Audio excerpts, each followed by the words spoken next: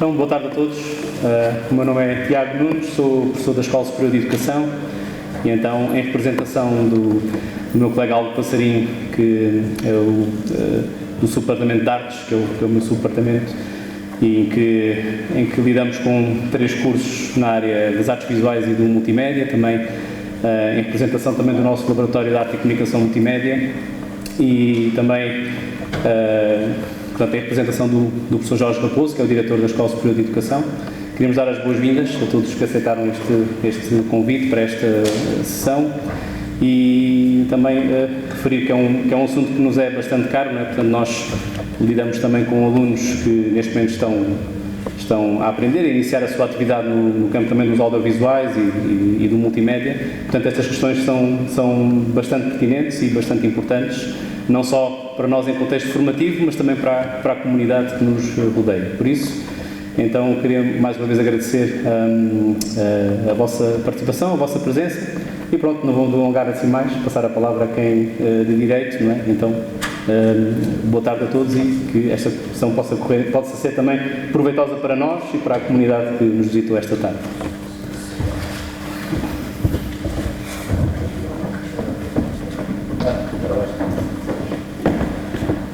Boa tarde a todos. Muito obrigado, Sr. Professor. Em nome da Autoridade Nacional da Aviação Civil, agradecemos a presença de todos nesta nossa sessão de esclarecimento sobre o nosso regulamento aplicável a estes sistemas de aeronaves pilotadas remotamente, que são usualmente conhecidas como drones. O nosso objetivo é, efetivamente, tentar dar a conhecer da forma mais simples possível aquelas que são as novas regras que a ANAC desenvolveu para este novo tipo de aeronaves. E, portanto, vamos passar aqui as próximas 2 a 3 horas. Aquilo que vamos fazer é uma pequena apresentação que tem a estrutura do regulamento e as principais regras estruturadas. Depois aqui o Sr. António Cardoso, que é do nosso Departamento de Navegação Aérea, vai proceder à projeção de uns mapas que foram construídos a partir do Google Earth e que são de fácil consulta e download, onde constam todas as restrições e as áreas de proteção dos aeroportos nacionais e outros aeródromos mais pequenos. O Sr. Cardoso vai mostrar onde é que isso está, como é que se consulta a informação que lá está. Nós temos também um site, uma página eletrónica que construímos para o efeito para divulgar este novo regulamento, que é o voanaboa.pt, onde temos a apresentação que vamos passar, este primeiro vídeo de 3 minutos, todos os mapas, temos um conjunto vasto de perguntas frequentes, 46 se a memória não me falha, e portanto as nossas próximas 2 a 3 horas, se necessitarmos de todo esse tempo, vai-se estruturar desta forma. A apresentação inicial, a verificação daquilo que são as nossas áreas nacionais, dos mapas que temos construídos, a apresentação do nosso próprio site, contactos e no fundo, no final, vamos ter aqui um período para perguntas, eventualmente, que os senhores e as senhoras possam ter. Pretendemos que isto seja proveitoso, apesar de sermos poucos, até podia ser só um, já valia a pena virmos cá. Aquilo que nós gostaríamos de solicitar é que depois passem a palavra, que mais não seja da existência de um site, voanaboa.pt, onde tem lá um conjunto vasto de informação aplicável ao voo com este novo tipo de aeronaves. Portanto, da minha parte, gostaria novamente de agradecer em nome da ANAC a vossa presença, agradecer ao Instituto Politécnico de Beja a disponibilidade em nos acolher, estamos muito agradecidos por isso e, no fundo, para aproveitarmos um pouco o tempo, permitir-me iniciarmos a nossa apresentação. E peço desculpa, o meu nome é Paulo Duarte, trabalho no Gabinete Jurídico da ANAC.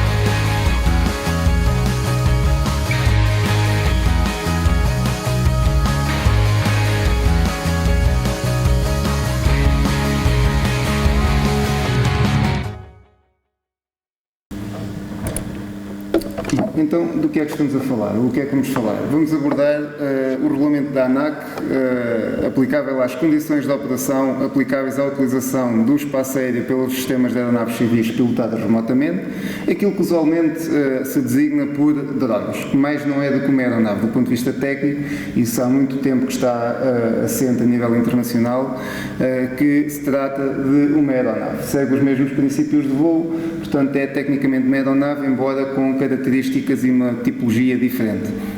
Em concreto, trata-se do Regulamento 1093/2016 da ANAC. Este regulamento entrou em vigor no passado dia 13 de janeiro de 2017. Qual é o seu objeto? Do que é que ele trata? Ele destina-se a estabelecer exclusivamente, apenas e só, as regras de voo e condições de utilização do espaço aéreo por aeronaves pilotadas remotamente. Este é o objetivo principal do regulamento. Temos consciência que existem muitos outros aspectos ou matérias a serem reguladas, mas o objetivo último e único deste regulamento é efetivamente compatibilizar a utilização do espaço aéreo por parte das aeronaves não tripuladas, drones, com as aeronaves tripuladas. O espaço aéreo tem no fundo um código que se designa as regras do ar, mas não é do que passa a expressão o código da estrada do espaço aéreo, e essas mesmas regras são regras de natureza internacional, existem em todos os países do mundo, são regras que decorrem da Organização da Aviação Civil Internacional, e a nossa preocupação foi garantir a compatibilização do uso do espaço aéreo de forma segura por parte daquilo que são os drones em face daquilo que são as aeronaves tripuladas, evitando ou minimizando situações de risco. Este é o principal objetivo, é por isto que a ANAC tem competência. Eventuais outras questões, como certificação do equipamento, ou eventual licenciamento do piloto, ou certificação de organizações de formação e da formação, a certificação da manutenção, entre muitos outros aspectos, são aspectos que ainda estão em aberto, tal como o registro, o eventual registro futuro deste tipo de equipamentos. Isto é um assunto que está a ser discutido a nível europeu. Existe já, no fundo, uma intenção da União Europeia em avançar com legislação aplicável a esta matéria, mas que seguramente não será para este ano. Está a ser discutido um regulamento base aplicável a todo o setor da aviação civil a nível europeu, que visa substituir um de 2008 e, nesse futuro regulamento, a União Europeia pretende lá introduzir já um conjunto de regras básicas e essenciais aplicáveis a este novo tipo de aeronaves, que depois serão desenvolvidas em detalhe por um outro regulamento de execução da Comissão Europeia.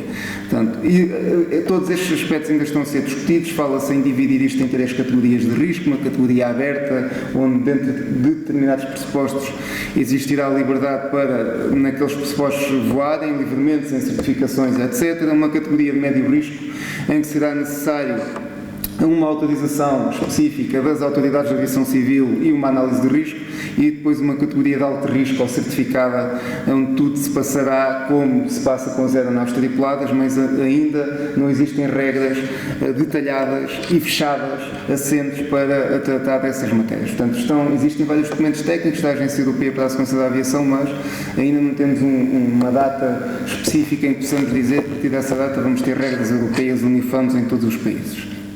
E, portanto, aquilo que fizemos para já, até para não onerar as empresas e para não estar a criar normas que têm incidência e um peso financeiro junto dos operadores e dos utilizadores, aquilo que fizemos foi regular a utilização do espaço aéreo e, por hora, os outros assuntos ou serão regulados a nível europeu, ou então, se a nível europeu a legislação não avançar, terão depois que ser regulados a nível nacional por via de um outro ato legislativo e não apenas por via de um regulamento da ANAC. O objetivo é aquilo que já vos disse: integrar de forma segura no espaço aéreo as aeronaves pilotadas remotamente e garantir a segurança da navegação aérea. Este regulamento aplica-se a todo o tipo de aeronaves pilotadas remotamente, sejam elas aeromodelos ou aeronaves de brinquedo ou os demais drones. Portanto, também estes estão incluídos no âmbito de aplicação deste regulamento, e estão incluídos por uma razão muito simples. Existe um regulamento europeu que foi publicado no ano passado, que altera o Regulamento Europeu das Regras do Ar, e que diz que os aeromodelos e as aeronaves de brinquedo, diz o que são, estão excluídas do âmbito de aplicação deste regulamento europeu, mas os Estados-membros da União Europeia devem garantir e devem aprovar normas nacionais que garantam a segurança da operação e dos voos destas aeronaves. E, portanto, nós, aquilo que tivemos que fazer foi também criar normas e incluí-las neste nosso regulamento. O que é que está excluído deste nosso regulamento? O voo de aeronaves de Estado. O que são aeronaves de Estado? Nos termos do artigo 3º da Convenção sobre a Aviação Civil Internacional, são as utilizadas nos serviços militares, policiais e aduaneiros. Portanto, esse conjunto de aeronaves utilizadas nesse tipo de serviços estão excluídas do âmbito de aplicação do presente regulamento. Não quer dizer que, quando as Forças Armadas ou as forças e serviços de segurança utilizam drones para as suas missões, não quer dizer que os façam de qualquer maneira e que não tenham um cuidado de as utilizar de forma segura. Porque é isso mesmo que a própria Convenção sobre a Aviação Civil Internacional diz, é que os Estados devem garantir que a operação das aeronaves de Estado não colocam em segurança a própria aviação civil. E nós temos inúmeros exemplos da própria Polícia de Segurança Pública, da GNR, da Força Aérea Portuguesa, que voam também com este tipo de aeronaves e que o fazem de forma segura, seja por via de reservas de espaço aéreo, seja por via de contactos prévios com a ANAC, e tem existido uma interação muito útil relativamente a esta matéria. E excluído do regulamento estão também os drones utilizados em espaços fechados ou cobertos. Espaços fechados ou cobertos no sentido em que a aeronave tem uma barreira física por cima que impede a sua evolução livremente em caso de perda de sinal de rádio ou de qualquer coisa inadvertidamente, impede que a aeronave evolua livremente no espaço aéreo.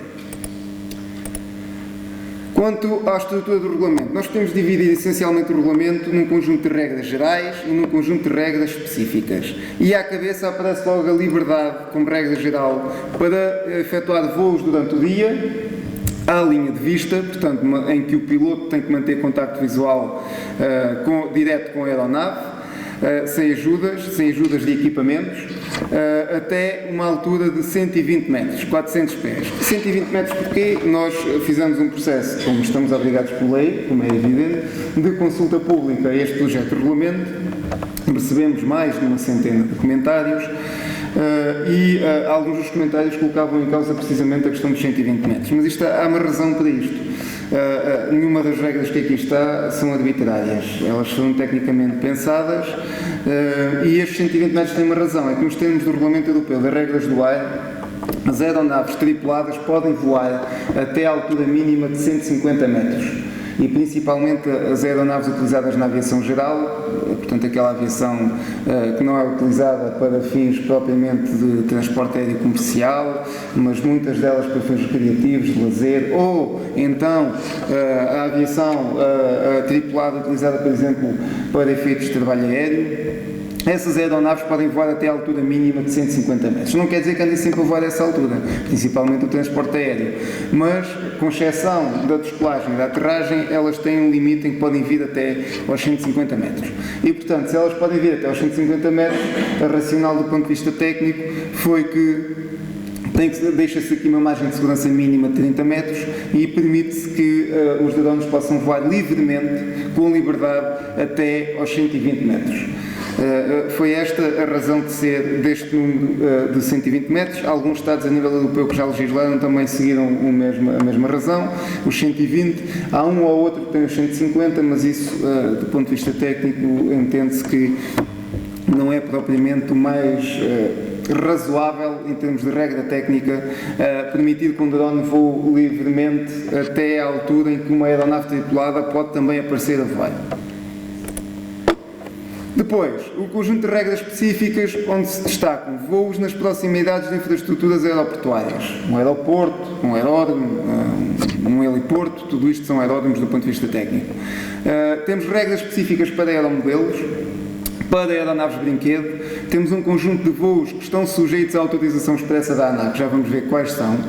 E temos também um conjunto de restrições às operações ou voos de drones.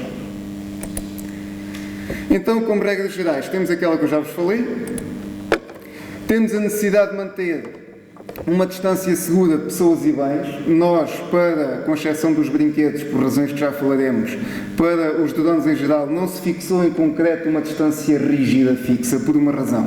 Porque isso pode depender de vários fatores. Por exemplo, do local em que estão a voar, da proficiência do piloto, das características do equipamento, das condições meteorológicas, e portanto tem que ser o piloto ou o operador responsável pela operação que tem que aferir em concreto, em face destas várias variáveis, qual deverá ser a distância segura que ele deve calcular para evitar a ocorrência de algum embate ou de algum acidente com o drone e com pessoas.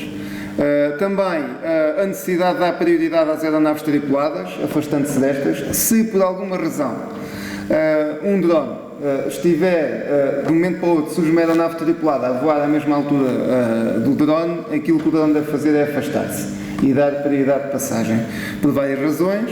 Desde logo porque o drone tem uma capacidade de manobra supostamente mais fácil e rápida, e depois porque alguém, à velocidade a que circula uma aeronave tripulada e um piloto lá dentro, e drones que são muito pequenos, dificilmente o piloto veria o drone para se afastar. Portanto, há a tal regra dos 150 metros para as aeronaves tripuladas, mas com a autorização da autoridade ou para descolar ou aterrar, eles podem voar mais baixo. Pode até acontecer, por exemplo, imagine-se que alguém pode estar numa barragem ou num rio com um drone e pode, por exemplo, no verão, aparecer uma aeronave associada à proteção civil, ao combate a incêndios, florestais, para fazer, por exemplo, ao scooping ou para fazer enchimento de um balde. Então, nesse caso, como é evidente, tem que ir abaixo de 150 metros, num caso desses, se tiver ali um drone, o drone deve dar prioridade a essa aeronave tripulada.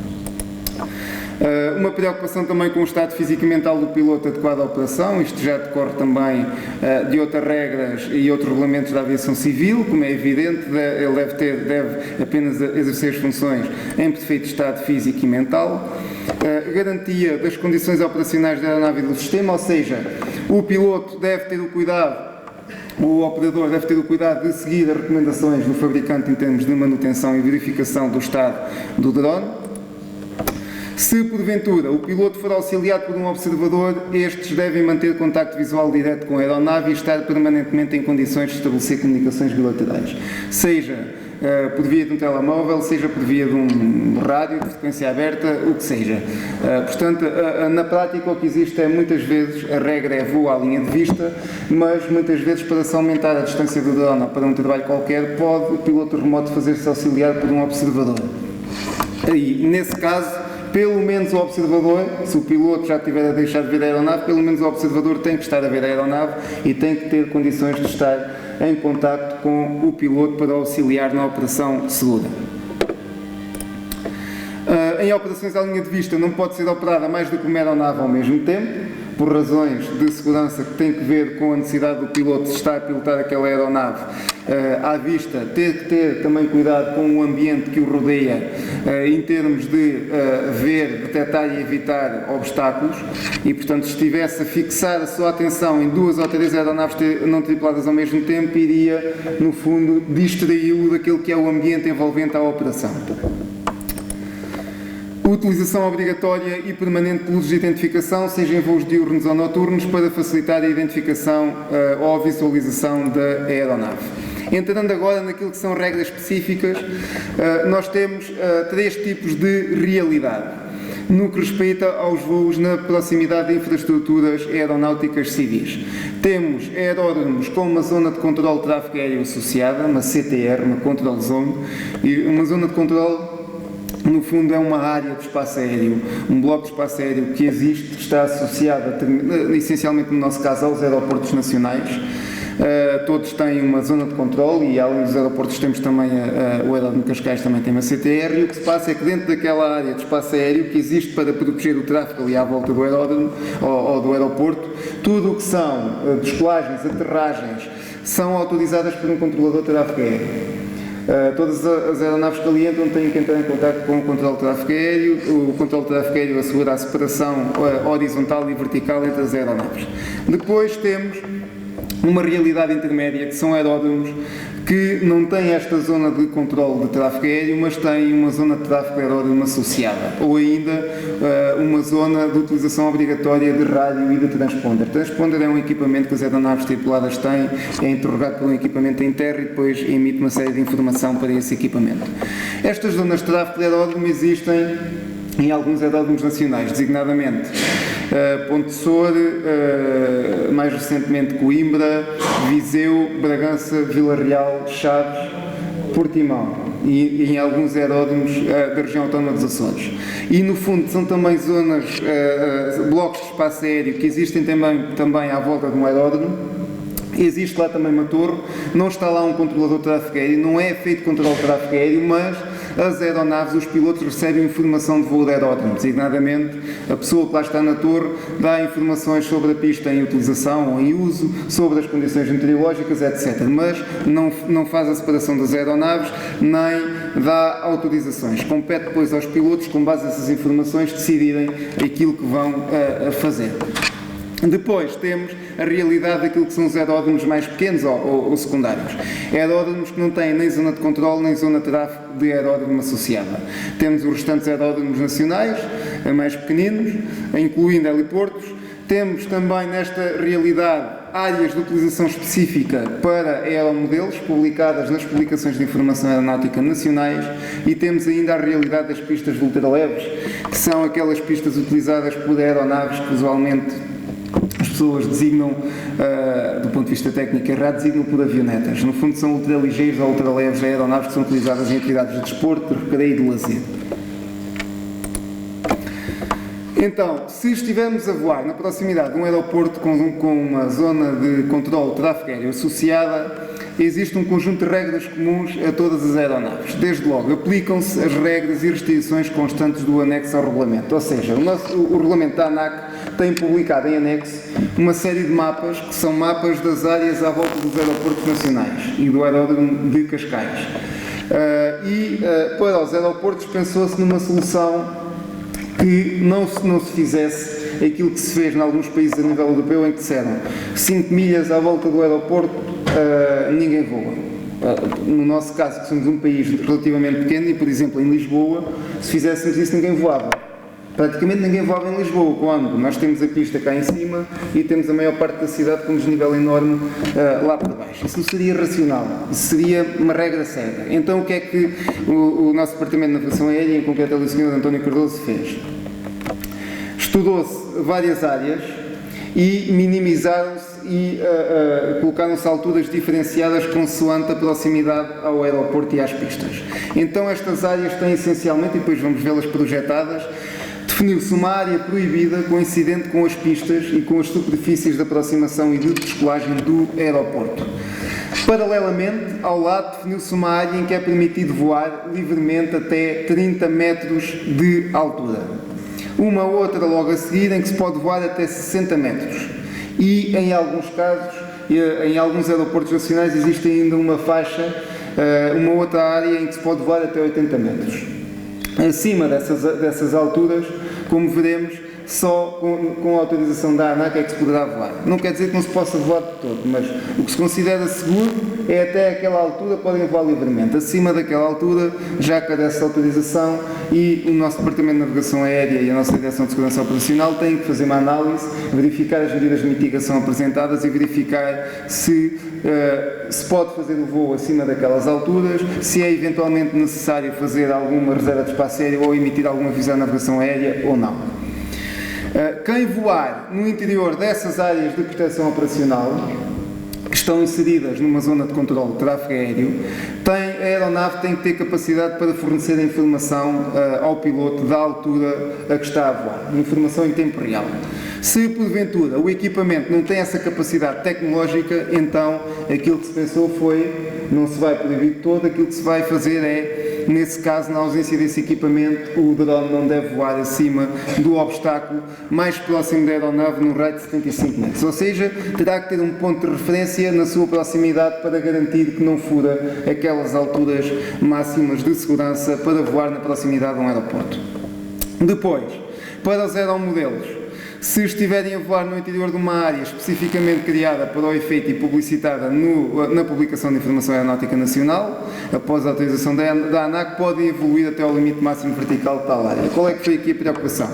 Em sede de consulta pública, recebemos muitos comentários que diziam 120 metros, vocês são loucos, não se vai acabar com o aeromodelismo. Nós no aeromodelismo temos competições que voamos muito acima disso. Vamos aos 200 ou 300 metros para competições que até são internacionais e têm interesse para o turismo do país e para a atividade esportiva, etc. Então, o que é que se pensou? O que se pensou foi, muito bem, para voarem em segurança acima desses 120 metros, por causa das regras do ar, o que se vai fazer é, digam-nos lá as áreas em que vocês vão, as pistas que querem utilizar ou que utilizam, a localização delas, coordenadas geográficas, o raio da ação, a altura máxima que precisam. A ANAC avalia em termos de segurança da navegação aérea e do espaço aéreo, coordena isso em sede de um órgão, que é o órgão de coordenação para a utilização do espaço aéreo, onde a ANAC tem presença, mais a Navegação Aérea de Portugal, mais a Força Aérea, sentam-se, analisa-se isso e, se não houver problema, publica-se essa área nas publicações de informação aeronáuticas nacionais. E diz-se lá quais são os procedimentos para ativar a área. E quando alguém quiser praticar aeromodelismo dentro daquela área, segue os procedimentos que lá estão escritos, faz um contacto telefónico antes de ativar a área e pode lá voar acima daqueles 120 metros até ao limite daquilo que está publicado. E, como isso está publicado, as outras aeronaves tripuladas supostamente terão essa informação, só não a terão se não quiserem ou se forem, passa a expressão, negligentes e não procurarem informação aeronáutica que um piloto deve procurar quando planeia o seu voo. Depois, para as aeronaves brinquedo, é sempre a mesma coisa. Em caso algum, podem ter 30 metros acima da superfície, por uma razão. Porque as aeronaves brinquedo são aquelas que vão até 250 gramas e depois que seguem uma série de requisitos em termos da legislação dos brinquedos, vão até 250 gramas e acima disso, como é uma coisa muito pequena, dificilmente depois seria visível pelo piloto. Depois, uma realidade intermédia, aqueles aeródromos que eu vos indiquei há pouco, Vila Real, Bragança, Chaves, Viseu, Coimbra, Ponte Soura, Portimão e alguns das regiões autónomas dos Açores, e Évora, esqueci-me há pouco, que têm aeródromos com uma zona de tráfego de aeródromo associada. E Ponte Soura, para além disso, tem uma zona de utilização de transponder e rádio obrigatória, na sigla inglesa TRMZ. Onde todas as aeronaves que lá entram têm que ter o tal transponder e têm que ter capacidade de comunicações de rádio. Quais são as regras aqui? As regras é quem quiser voar dentro daquela área, e as ATZs vão, normalmente são espaços cujo limite máximo vertical se situa entre os 300 e os 600 metros. Se eu estiver a dizer alguma asneira, que o Sr. Cardoso fará o favor de me corrigir, que isto já é muito técnico. O que se diz aí é, para voarem nessas áreas, carecem de permissão prévia da entidade responsável pela prestação dos serviços de informação de voo de aeródromo. Ou seja, podem acordar procedimentos localmente com o serviço, como podem fazer um telefonema imediatamente antes do momento em que querem voar. Falam com quem lá está nessa torre, que tem informação do tráfego previsto ou a evoluir dentro dessa zona de tráfego de aeródromo e obtém a autorização de forma muito simplificada, até porque em termos de requisitos de certificação destes serviços de informação de voo de aeródromo, são serviços certificados obrigatoriamente por nós, com base em legislação europeia, as gravações têm que existir gravação das comunicações com esse mesmo serviço e, portanto, isso fica registado. Só não tem que solicitar autorização para voar dentro da ATZ se por alguma razão se encontram a voar abaixo do obstáculo mais elevado na proximidade da aeronave no raio de 75 metros, centrado na aeronave. Aí, como estão abaixo do obstáculo mais elevado nas proximidades, não vai nenhuma aeronave passar ali abaixo daquele obstáculo, como é evidente.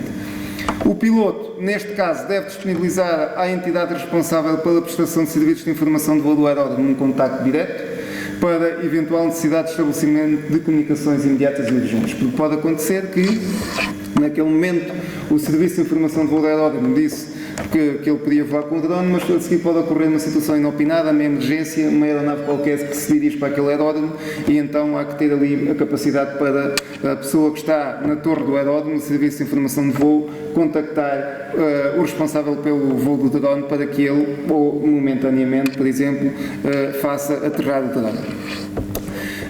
Então, voando aí no interior da zona de tráfego de aeródromo, com a autorização do Serviço de Informação de Voo de Aeródromo, naqueles aeródromos que vos disse, podem voar até a altura correspondente ao limite máximo vertical da respectiva zona de tráfego de aeródromo, e no interior da tal zona TRMZ, de utilização obrigatória do transponder de rádio, que no território continental existe apenas em Ponte de Sor, podem voar até 120 metros acima da superfície.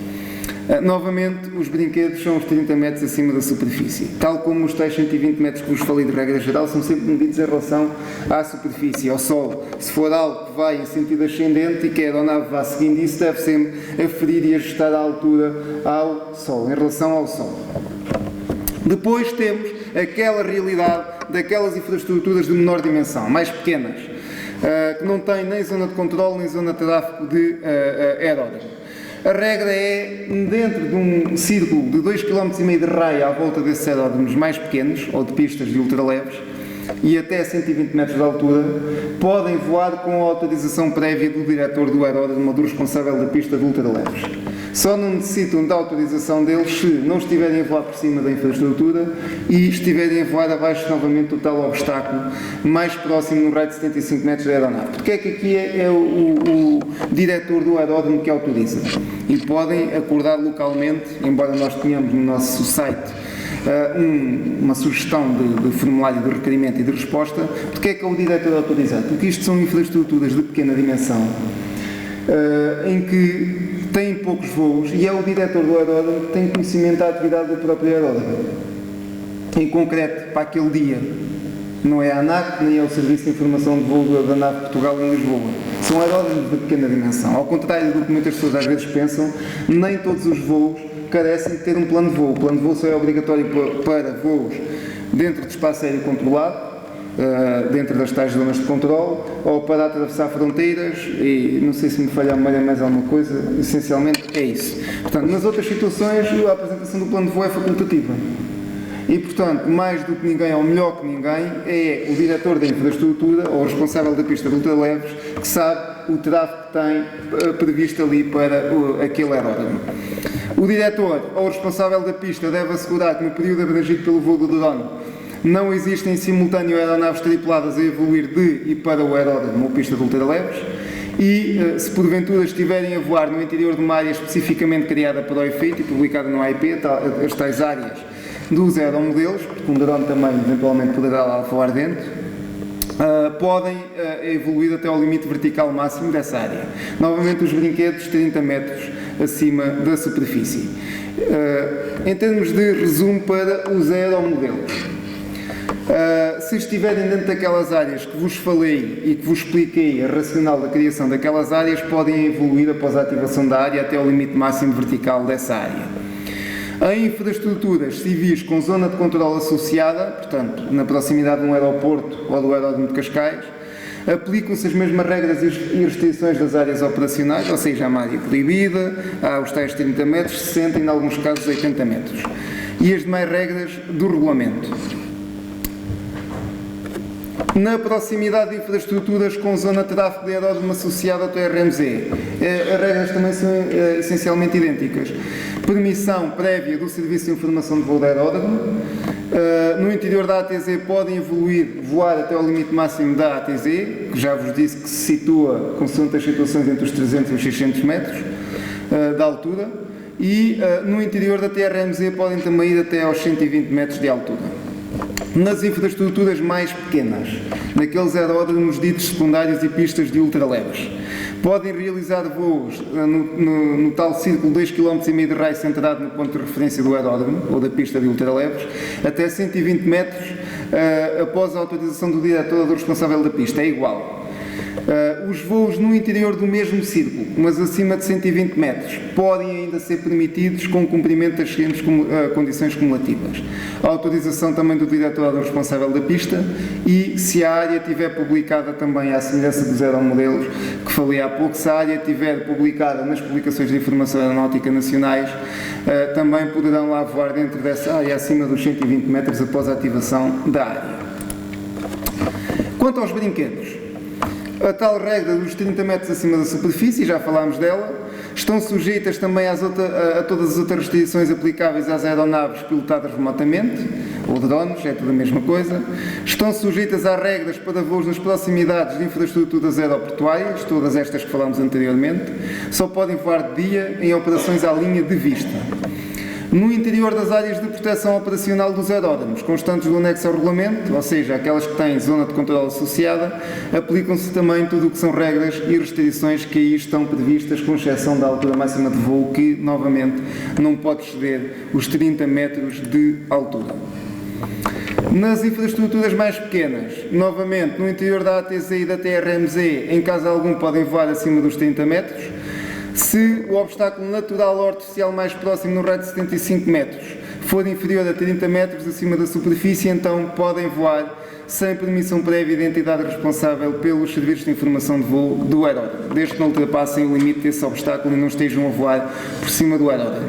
Se, porventura, ultrapassarem o limite desse obstáculo, sempre inferior a 30 metros, ou pretendam voar no espaço aéreo por cima do aeródromo, então têm de solicitar a autorização ou permissão prévia aos serviços de informação de voo do aeródromo. Não podem voar sobre pessoas e devem manter uma distância mínima horizontal em relação a pessoas e bens de 30 metros, precisamente porque isto, apesar de ser aeronaves mais pequenas, tal como são mais pequenas, e tendo em conta o universo de utilização, são aeronaves que têm uma proficiência menor, que mais facilmente uma pequena rajada de vento pode projetar a aeronave mais para a esquerda, mais para a direita, etc. E, portanto, optou-se por manter aqui uma distância de segurança mínima de 30 metros e não permitir o sobrevoo de pessoas. Que situações carecem de autorização expressa da ANAC? Nós dissemos que uma das regras é permitir os voos à linha de vista. Livremente, voar à linha de vista até 120 metros de altura. Se quiserem voar além da linha de vista, ou seja, uma operação sem contacto visual direto com a aeronave, sem ajudas, ou programar uma aeronave para ela depois fazer um determinado voo numa determinada rota, em que a pessoa só através de uma câmera na aeronave que vai visualizando, ou através de um programa de natureza informática, esse tipo de operações, ou operações de sistemas de aeronaves civis pilotadas remotamente com mais de 25 kg, portanto um drone com mais de 25 kg. Ou voos noturnos ou acima de 120 metros carecem de autorização expressa da ANAC. Portanto, o princípio é eles não podem a não ser que requeiram expressamente a autorização da ANAC, que analisa em concreto as condições do voo, impõe eventuais condições operacionais, administrativas e técnicas ao voo e avalia se é necessário ou não fazer uma reserva de espaço aéreo ou emitir um aviso à navegação aérea que usualmente se designa de NOTAM, Notice to Airmen. Há uma exceção para os voos acima de 120 metros que não necessitam de autorização. Quais? Aqueles que estão a voar dentro das tais áreas publicadas na Publicação de Informação Aeronáutica Nacional, que podem evoluir até ao limite máximo vertical dessa área, e no interior das tais zonas de tráfego de aeródromo, em que, com a autorização do Serviço de Informação de Voo de Aeródromo, podem voar até ao limite máximo vertical dessa área. Uma outra realidade que não carece, para além de ser um voo além da linha de vista, não carece de autorização da ANAC. Uma situação que foi pensada para um desporto que está em desenvolvimento, que é, ou que são as drone races, corridas de drones, competições com drones, a grande velocidade a contornarem obstáculos. Pensou-se aqui numa norma de exceção que não carece de autorização da ANAC, porque pese embora muitas destas situações sejam feitas ou realizadas no interior em espaços cobertos, a verdade é que muitos dos treinos, ao que parece, são feitos em espaço exterior. E por isso, aquilo que se fez foi, se o drone tiver menos que 1 kg, não exceder a altura de 5 metros acima do solo, os pilotos estejam equipados com equipamento, com uns óculos, que se chamam First Person View, FPV, que monitoriza a posição da aeronave através de uma câmara instalada na mesma. Se voarem afastados de pessoas e bens, o voo for realizado num espaço delimitado, que evite o risco de colisão com pessoas e bens de terceiros, e se situa num círculo de raio de 100 metros, concentra no piloto, então podem voar nestas condições sem autorização da ANAC. Muitas vezes podem fazer treinos, por exemplo, imagine-se no meio de um parque, num pinhal, o que seja. Se o fizerem, têm que garantir o cumprimento destas regras e garantir que o espaço está delimitado e protegido para que não apareça ali alguém inadvertidamente com quem o drone possa colidir. e provocar ferimentos. Regras gerais de proibição ou restrições à operação ou voos. Não podem voar, mas depois já vamos ver que também com a autorização se podem afastar algumas destas restrições. Não podem voar nas áreas definidas no anexo ao regulamento como sendo proibidas. As tais áreas que coincidem com as pistas dos aeroportos nacionais, com as superfícies de aproximação e descolagem de um aeroporto. É que muitas vezes nem é, às vezes, o próprio risco de colisão, que essa é uma das razões para a fixação dessas áreas proibidas. Às vezes basta, nessa fase crucial do voo, de aproximação ou descolagem de uma aeronave, o piloto visualizar um drone para ser um fator de preocupação e de distração do piloto. É um fator adicional, num momento crucial do voo, o piloto ver ali um drone que até pode não ir colidir ou estar até ao lado da aeronave, mas é um fator de preocupação para o piloto. O piloto a seguir fica naquela indecisão ou com aquele receio. O que é que vai acontecer? O drone vai para cima, vai para baixo, vai afastar-se, vai-me passar à frente, vai-me entrar dentro de um motor ou não? E, portanto, este é também um fator adicional que justifica a fixação daquelas áreas proibidas. Depois, não podem voar sobre concentrações de pessoas ao ar livre, de mais do que 12 pessoas, entendido como uma concentração de mais do que 12 pessoas. Em zonas de sinistro, onde se encontrem a decorrer operações de proteção e socorro, também não podem voar, já vamos ver como é que se ultrapassa esta restrição. E em áreas proibidas, perigosas, restritas, reservadas e temporariamente reservadas de espaço aéreo, publicadas nas publicações de informação aeronáutica nacionais. A maior parte destas áreas, que eu agora falei nesta última linha, na linha D, são áreas de natureza militar, essencialmente, que existem há muitos anos, estão publicadas nas publicações de informação aeronáutica nacionais. Não é nada que a ANAC tenha criado ou inventado agora.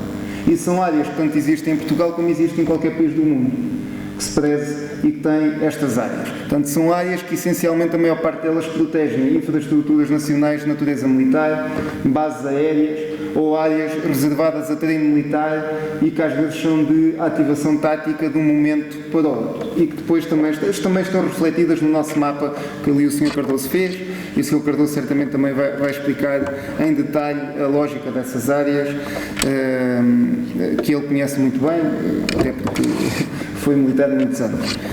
Foi controlador tráfico aéreo militar durante muitos anos. Mais uma regra geral, não podem voar sobre instalações onde se encontrem sediados órgãos de soberania, nos termos da nossa Constituição, são os tribunais, o Governo, a Assembleia da República e a Presidência da República. Não podem voar sobre embaixadas e representações consulares, sobre instalações militares, isto até já decorre daquilo que é o regime das servidões aeronáuticas militares, que já tem muitas décadas. Não podem voar sobre instalações das forças e serviços de segurança, sobre locais onde decorram missões policiais, isto até foram contributos da própria Polícia de Segurança Pública, e não podem voar sobre estabelecimentos prisionais e centros educativos da Direção-Geral de Reinserção e Serviços Prisionais. Também não podem voar num círculo de 1 km de raio centrado no ponto de referência de heliportos utilizados por meios aéreos em missões de proteção civil, heliportos essencialmente de forças e serviços de segurança e heliportos hospitalares utilizados exclusivamente em missões de emergência médica. Porquê é que não podem voar dentro deste quilómetro de raio centrado à volta do ponto de referência destes heliportos? Não podem voar de qualquer maneira, diga-se a expressão, porque com a autorização da ANAC poderão, como vão ver. Não podem voar porque são um conjunto de infraestruturas. Ninguém consegue dizer em concreto o momento em que vão ter lá um voo dentro. É impossível, não se sabe. Isso decorre de missões pela sua própria natureza, são missões de natureza inopinada. Não se sabe quando é que vão ser utilizadas estas infraestruturas ou quando é que, se lá tiver algum meio aéreo sediado temporariamente, quando é que ele vai ter que descolar e depois voltar e aterrar. E, portanto, aquilo que se pensou foi, como vamos ver, para voarem aqui dentro carece de uma autorização da ANAC, e a autorização da ANAC, o que vai fazer, a ANAC vai fazer um processo de coordenação com os proprietários destas infraestruturas e vai fixar um mecanismo e impor na autorização um mecanismo de coordenação e de contacto entre o responsável da infraestrutura e do drone para, se no momento em que lá está a voar, se por alguma razão evoluir para lá uma aeronave, aquilo que se vai passar é um contacto entre o responsável da infraestrutura e o piloto do drone para, momentaneamente, afastar o drone ou colocar o drone no chão. Mais simples que isto era impossível. Como vos disse, o regulamento foi pensado para ser, tanto quanto possível, permissivo, mas não condescendendo com a segurança. Aquilo que se tentou fazer foi um equilíbrio de interesses entre os interesses dos utilizadores e da segurança da navegação aérea e de bens e de serviços à superfície. Houve aqui uma grande preocupação de ter isto presente. Porquê? Porque nós temos a consciência que muitas pessoas fazem a sua vida e vivem da utilização do drone numa determinada atividade. Nós, pese embora só tenhamos o regulamento em vigor desde o dia 13 de janeiro, no último ano recebemos inúmeros pedidos de informação de pessoas que tinham interesse em saber o que é que tinham que cumprir para voar de forma segura. Tivemos inúmeros pedidos de informação que o nosso Departamento de Navegação Aérea analisou e depois dizia às pessoas se tinham ou não que se fazer uma reserva de espaço aéreo ou que condições é que deveriam seguir para voar em segurança. E apercebemos, o Sr. Cardoso depois certamente dará inúmeros exemplos disso, de pessoas que estão a viver disto. E, portanto, tivemos de ter essa sensibilidade, não condescendente com aquilo que é a segurança da navegação aérea e procurar aqui um ponto de equilíbrio entre todos. Esta foi a nossa preocupação. E, portanto, com a autorização expressa da ANAC, podem voar sobre concentrações de pessoas ao ar livre, mais do que 12 pessoas. Na prática, aquilo que se tem feito solicita-se uma análise de risco e indicação de medidas de mitigação ao responsável pelo voo, do tipo, o nosso modelo de formulário tem lá um conjunto de situações para as pessoas à frente colocarem medidas de mitigação. Se falhar um rotor, o que é que acontece ao drone? Se perder o sinal, o que é que acontece? Etc. E depois nós fazemos uma análise dessas medidas e normalmente aquilo que se tem acontecido tem-se autorizado em algumas situações, mas diz sempre para o drone não permanecer mais que 5 ou 10 segundos, depois ali o meu colega, o engenheiro João Paulo Santos, poderá falar nisso, sobre aquela concentração de pessoas. Aquilo que se pretende é que não fique muito mais tempo que isso para minimizar o risco em caso de alguma falha do equipamento. Também poderão voar dentro do tal quilómetro de raio centrado naquele conjunto de heliportos que nós falámos há pouco, após a autorização da ANAC, que faz aquele processo de coordenação que vos falei. Nas zonas nas zonas de sinistro onde se encontrem a decorrer operações de proteção e socorro. Com a autorização expressa do Comandante das Operações de Socorro, poderão lá voar no seu interior, desde que seja assegurado o cumprimento das regras do regulamento, nomeadamente respeitantes as alturas máximas de voo permitidas, e que nenhuma aeronave tripulada se encontre simultaneamente a sobrevoar a zona de sinistro. Inicialmente, quando foi os comentários, a Autoridade Nacional de Proteção Civil pronunciou-se também e tinha de facto uma preocupação que dizia que estes voos naquelas áreas poderiam ser fator de disrupção ou de distração ou de preocupação, não só para muitas vezes as vítimas ou para a própria operação ou para os operacionais, etc. E que se deveria proibir todo. Só que se nós proibíssemos todo, até eventualmente drones que podem vir a ser utilizados pelos próprios agentes de proteção civil, como não é uma missão aduaneira, policial nem militar, corria-se o risco de não ser considerada aeronave de Estado e depois também elas não podiam lá voar dentro. Além disso, tivemos de ter em consideração também que muitos meios de comunicação social no exercício da sua atividade profissional utilizam também já este tipo de equipamentos. E, portanto, aquilo que se tentou fazer foi encontrar um meio termo que sirva a todas as partes. E aquilo que se pensou foi precisamente isto. Foi o Comandante das Operações de Socorro faz a sua análise, tem conhecimento do que se passa no teatro de operações e apenas e só com a autorização expressa dele é que eventualmente poderão voar drones numa zona de sinistro.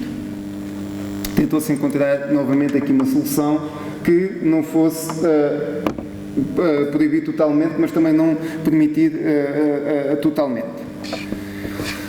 Com a autorização expressa das entidades competentes e que na maior parte das áreas que têm esta designação a nível nacional, a autoridade competente será a Autoridade Aeronáutica Nacional, de natureza militar, que tem competências no âmbito da Defesa Nacional, e o chefe de Estado-Maior da Força Aérea é por inerência a Autoridade Aeronáutica Nacional. Com a autorização deles, da AN, poderão voar nestas áreas. Por exemplo, enquanto nós temos à volta de um aeroporto uma zona de controle, à volta das bases aéreas temos uma coisa que se chama uma área restrita, que na prática funciona como uma zona de controle, tanto quanto o Sr. Cardoso me deu a entender. A única exceção é na Ilha Terceira, à base das Lajes, que designa-se mesmo CTR das Lajes. quase no fim. Podem ser realizados voos nas áreas proibidas das áreas de proteção operacional dos aeródromos com CTR. As tais áreas proibidas coincidem com as pistas de um aeroporto e com as superfícies de aproximação e de descolagem. Em que situações? Se for um voo da responsabilidade do próprio operador aeródromo. Imagine-se que o seguinte: a ANA Aeroportos de Portugal quer usar um drone no âmbito dos seus meios de socorro do aeródromo para, esperamos que não, um acidente com uma aeronave num aeroporto nacional. Podem querer fazer o reconhecimento da área do acidente. Podem querer fazer o reconhecimento de uma torre, da cobertura de um edifício, de um terminal do aeroporto. Portanto, se é no interesse do próprio operador de aeródromo, mais que ninguém quer que a operação daquele aeródromo seja segura, com a autorização da torre de controle do aeródromo, podem voar dentro dessa área proibida. Depois, uma exceção para voos efetuados com base num protocolo assinado entre o prestador de serviços de tráfego aéreo, o operador responsável pelos voos, bem como entre este último e a entidade gestora da infraestrutura aeroportuária, para atividades de investigação e desenvolvimento ou de interesse público, desde que a ANAC se pronuncie favoravelmente sobre o teor do protocolo. Esta situação teve em vista a calcular-se a um conjunto de realidades que podem vir a acontecer e que já acontecem no aeroporto dos Açores, designadamente no aeroporto de Santa Maria, em que alguns drones são drones de asa fixa. Portanto, os drones de aeronaves usualmente são de asa fixa ou de asa rotativa. Os de asa rotativa são os helicópteros, ou rotores no caso dos drones, as de asa fixa são as outras. As de asa fixa precisam de uma pista para descolarem, ganharem velocidade e para descolarem. E aquilo que se diz aqui é, num caso destes, se quiserem utilizar uma pista de um aeroporto, tem uma zona de controle, têm que respeitar estas condições. E temos um exemplo de atividades, como vos disse, desenvolvidas na região autónoma dos Açores, em que todos estão coordenados, os procedimentos estão definidos num protocolo que a ANAC avaliou e estão utilizados drones para situações de visualização e seguimento de cardumes de peixe, inspeções, pescas no âmbito dos serviços de pescas, etc. Portanto, atividades de interesse público e de investigação e desenvolvimento. E outras situações excepcionais e pontuais, previamente autorizadas pela ANAC, que não afetem a segurança da navegação aérea. Nós quisemos deixar aqui uma porta aberta ou uma cláusula de salvaguarda, porque não sabemos o que o futuro nos reserva e pode, numa situação em concreto, devidamente avaliada, surgir alguém que precisa de fazer um voo dentro da área proibida, que nós avaliamos as condições de segurança, se virmos que não interfere diretamente com a aproximação ou a descolagem e que se consegue ali um ponto intermédio, podemos eventualmente autorizar, mas sempre a título excepcional e a pessoa tem que fundamentar muito bem. Já autorizamos meia dúzia de casos desses, alguns para municípios e não autorizamos na totalidade, autorizamos só parcialmente, precisamente numas situações que conseguiu-se garantir a segurança e noutras não se conseguiria garantir essa segurança. Uma palavra para o nosso regulamento não dispensa, como é evidente, o cumprimento de outros regimes jurídicos adicionais que sejam eventualmente aplicáveis. Por exemplo, e apenas a título de exemplo, se alguém quiser utilizar um drone para fazer recolha e tratamento de dados pessoais, como é evidente, tem que respeitar a legislação aplicável à proteção de dados pessoais. Mas isso é uma legislação que é transversal, não é uma realidade específica dos drones. E estão publicadas precisamente porque alguém pode querer inseri-las no software dos equipamentos do drone, alguém pode querer inseri-las lá e, portanto, nós publicamos essas mesmas áreas, são as nossas. Há pessoas que têm drones que compram lá fora e depois lá fora há outros países que fizeram a tal situação que eu vos disse. 3 milhas ou 5 milhas aqui à volta dos aeroportos ninguém voa. Depois os fabricantes desses países inserem aquele requisito técnico no software e depois chegam cá a Portugal e, apesar de poderem voar até, em alguns casos 80, noutros até 60, noutros até 30, estão dentro dessas áreas e depois o equipamento nem sequer descola. E, portanto, nós publicamos essas mesmas coordenadas para que possam ser úteis desse ponto de vista.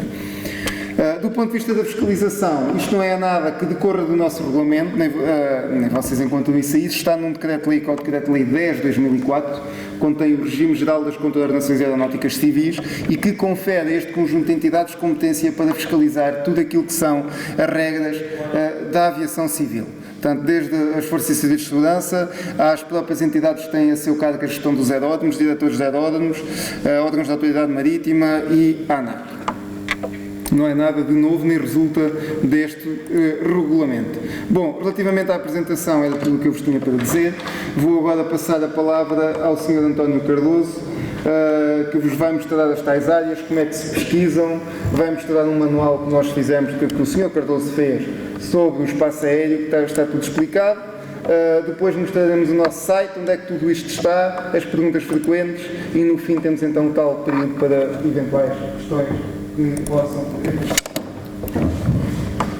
Então, boa tarde, chamo-me António Cardoso, trabalho no Departamento de Navegação Aérea da ANAC, fui controlador 30 anos na Força Aérea, tenho uma especialização em procedimentos de voo, ou seja, procedimentos de navegação aérea para os sensores de navegação das aeronaves. Estou na ANAC desde há cerca de 5 anos. Inicio por dizer algo que para muitas pessoas não é novidade, para algumas será, por dizer que as duas indústrias mais reguladas no planeta são a indústria nuclear e a indústria da aviação. E não quer dizer que a indústria da aviação seja a segunda mais. Estão ao mesmo nível de regulação. Na aviação regula-se tudo, como se navega, como devem serem feitas as aterragens, as despolagens, certificados médicos, licenciamento, cursos, etc, etc. A navegação aérea tem a particularidade interessante da pessoa olhar lá para fora e não ver nada, mas garanto que há umas largas dezenas de caminhos cá em cima. Com a diferença, quando comparando com estradas, que muitas vezes as pessoas dizem que os corredores aéreos são estradas, na realidade são estradas com vários níveis, ou seja, permite-se a integração de várias aeronaves a fazer o mesmo caminho em altitudes diferentes, pelo menos espera-se que sim. A introdução dos RPA, dos drones, é algo que na Europa, e eu quando falo na Europa, vou só um bocadinho atrás, o sistema da aviação civil tem uma organização, que é a Organização Internacional da Aviação Civil, que é uma agência das Nações Unidas. Em termos europeus, para os 28 mais 2, os dois, a Suíça e a Noruega, todo o sistema da aviação europeu é regulado pela Comissão Europeia. E depois a Agência Europeia de Segurança, são eles que nos auditam e inspecionam. Do mesmo modo que nós, a ANAC, e no caso especial o Departamento de Navegação Aérea, audita e inspeciona os prestadores de serviço de navegação aérea em Portugal e, possivelmente isto será surpresa para muitas pessoas, não é apenas a NAV Portugal que é uma prestadora de serviços de navegação aérea. Aqui bem perto, Évora, a Câmara Municipal de Évora é um prestador de serviços de navegação aérea, tal como a Câmara Municipal de Bragança, Vila Real, Chaves, etc., Portimão, etc. A questão dos RPA, a Europa, e em termos de Comissão Europeia, através do seu braço tecnológico, que é o SESAR é a sigla de Single European Sky Air Traffic Management Research, ou seja, este braço tecnológico da gestão do tráfego aéreo procura o desenvolvimento de sistemas, uns físicos, outros nem tanto, que permitam o aumento da segurança da aviação, mas ao mesmo tempo o aumento da capacidade tanto dos aeroportos como do espaço aéreo. Porque de facto o espaço aéreo está cada vez mais sobrelotado. Eu posso dizer que, por exemplo, na região de informação de voo de Lisboa, desde a altura da Primavera Árabe, que houve uma alteração dos fluxos de tráfego na Europa, especialmente o tráfego de turismo, que em vez de ir para Tunísia, começou a ir Egito, deslocou-se muito para Portugal, para a zona do Algarve, para as Canárias e para a costa oeste de Marrocos. E essa alteração desse fluxo de tráfego introduziu, por exemplo, só na região de informação de voo de Lisboa, cerca de 400 movimentos a mais por dia. O aeroporto de Lisboa, por exemplo, para o verão que vem, o verão inicia-se muito proximamente, o verão IATA, especialmente para aquele período de junho, julho e agosto, estamos a falar em que vão haver picos de 600 movimentos de voo por dia para o aeroporto de Lisboa. Ou seja, não há dúvida que o céu está sobrelotado. Os drones, os RPAs, a entrada, a Europa começou a tomar consciência desde há 3 anos e a Comissão Europeia solicitou a esse tal grupo, o CESAR, que fizesse um estudo, criou um grupo de trabalho ad hoc, no qual eu participei, que se fizesse um estudo, e o ponto de partida desse estudo era pensar drones daqui até 2025 para a frente, que importância em termos de mercado, e já a curto prazo, até 2025, podem os drones trazerem para a Europa, em termos de mercado. E o número que se afigura, e posso dizer que é um número visto por baixo, afigura-se facilmente 3 mil milhões de euros de mercado, de valor de mercado, que os simples drones, eu estou a falar isto agora sem publicidade nenhuma, porque eu não tenho nenhum, os DJ Phantom, estamos a falar desses pequenos equipamentos, que eu depois posso dar exemplos de equipamentos mais robustos e com tecnologia portuguesa. Por outro lado, a minha experiência pessoal, desde há 2 anos, foi começar a ser contactado por pessoas desempregadas, muitas delas, e isso pessoalmente tocou-me. Pessoas, como lembrar o caso do engenheiro no Porto, que ficou desempregado, comprou um drone, desenvolveu um sistema para fazer a leitura por termografia por infravermelhos para identificação, por exemplo, do míldio das vinhas do Douro. Outra situação, pessoas que ficaram desempregadas, compraram um drone para fazer fotografia. Ou seja, começou-se a identificar que há pessoas que, de facto, o seu pequeno drone, o seu DJ Phantom 2, é a sua chave-fendas, o seu alicate como ferramenta de trabalho.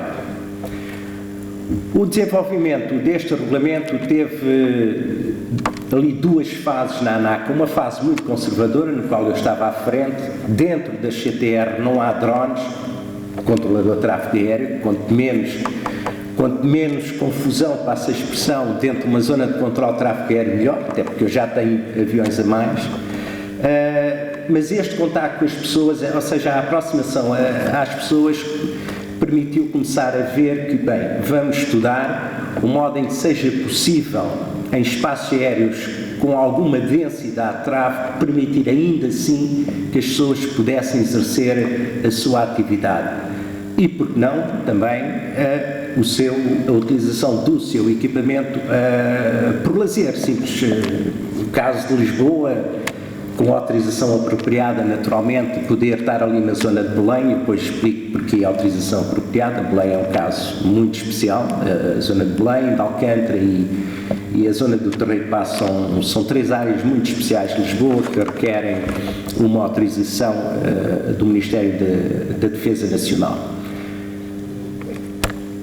Antes de começar a mostrar as áreas e, no fundo, dar a conhecer o que é o espaço aéreo português, como é que os volumes de espaço aéreo compõem o espaço aéreo português, permitam-me dizer que, relativamente às aeronaves de Estado, a Força Aérea tem os seus equipamentos. Houve já operações militares em que, pela área que iam ocupar, antes delas acontecer, houve reuniões entre a ANAC, a Autoridade Aeronáutica Nacional, a Força Aérea e a ANAV, para se produzir reservas de espaço aéreo para que as aeronaves militares pudessem lá entrar. Ainda relativamente às aeronaves de Estado, no caso da GNR, houve uma final não há muito tempo em Faro, em que a GNR teve uma reserva de espaço aéreo ali. Aquele bloco de espaço aéreo, naquela altura, era da GNR, para operar o seu equipamento. A SIC Notícias fez uma nova pressão e queria lá voar, até que foi difícil, mas entenderam que aquele espaço aéreo, naquele momento, naquela hora, às 2 horas, era da Guarda Nacional Republicana, e apenas com a autorização da Guarda Nacional Republicana é que eles poderiam entrar lá dentro. Com a Unidade Especial de Polícia, pessoalmente temos tido várias coordenações em várias missões policiais, umas que os jogos mais difíceis no famoso Estado da Luz ou de Alvalade, e digo famoso não quer dizer que seja de Benfica, de facto não sou. A famosa manifestação dos taxistas, essa foi uma coordenação muito interessante, feita com a Unidade Especial de Polícia, que permitiu, inclusive, que durante meia hora uma das pistas de Lisboa fosse fechada para que o drone da polícia, essa aeronave de Estado, pudesse fazer uma missão de segurança. Ou seja, em termos de navegação aérea, eu diria que quase tudo é possível, desde que seja coordenado. E, por vezes, a coordenação envolve, no caso das aeronaves civis, naturalmente, envolve a ANAC e, por vezes, a NAV Portugal. Muitos pedidos eu tenho recebido, ainda ontem autorizei um pedido para a área proibida de Lisboa, na zona de Alcântara, para filmar um edifício, o terminal de cruzeiros, a 30 metros, utiliza-se o bom senso, a ponta está a 60 e tal metros. Não é que o drone vá bater no avião, espero que não, qualquer avião, que está ali mesmo a final da 03, mas acima de tudo, como há pouco foi explicado, dentro dos cockpits, especialmente quando chega ali, inicia-se a aproximação final a partir de um ponto, que é o fixo da aproximação final, ou o ponto da aproximação final. A partir daí, qualquer interferência externa, não é preciso haver contacto físico, mas qualquer interferência externa no voo condiciona sempre a segurança e aumenta aquilo que nós denominamos, aumenta a carga de trabalho no cockpit. Relativamente a incidentes ou acidentes, houve umas notícias incríveis que o LAM, Linhas Aéreas de Moçambique, no teto na final, chocou contra um drone. Tem havido notícias de incidentes, este, por exemplo, é mais uma que as notícias vêm para os jornais sem serem corretamente filtradas e sem serem, acima de tudo, antes da notícia sair, sem que as situações sejam estudadas. Neste caso, a random do avião ficou destruída, ou seja, a random, o nariz, ficou destruído, foi um drone, afinal não foi um drone, foi simplesmente colapso de material, porque a random tinha sido substituída por outra que não obedecia às características, já tinha um desgaste próprio e depois de 2 ou 3 voos, com a pressão, a random colapsou. E agora, não me demorando muito, eu vou começar por mostrar o tamanho do espaço aéreo português.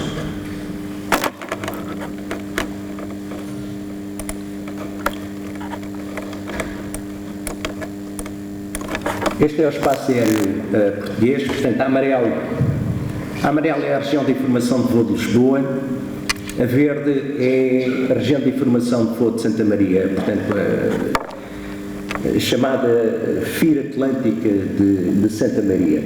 Portugal aqui é responsável pela prestação dos serviços de tráfego aéreo.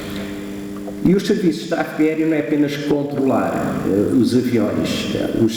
Dentro dos serviços de tráfego aéreo engloba-se também, além do serviço de controle de tráfego aéreo, o serviço de informação de voo, um outro tipo de serviço mais raro que é o advisory, mas mais importante, o serviço de alerta, porque Portugal também é responsável pela busca e salvamento.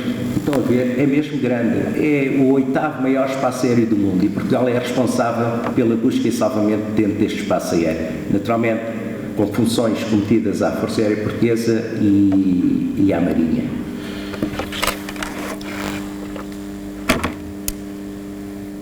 Eu vou abrir aqui uma carta.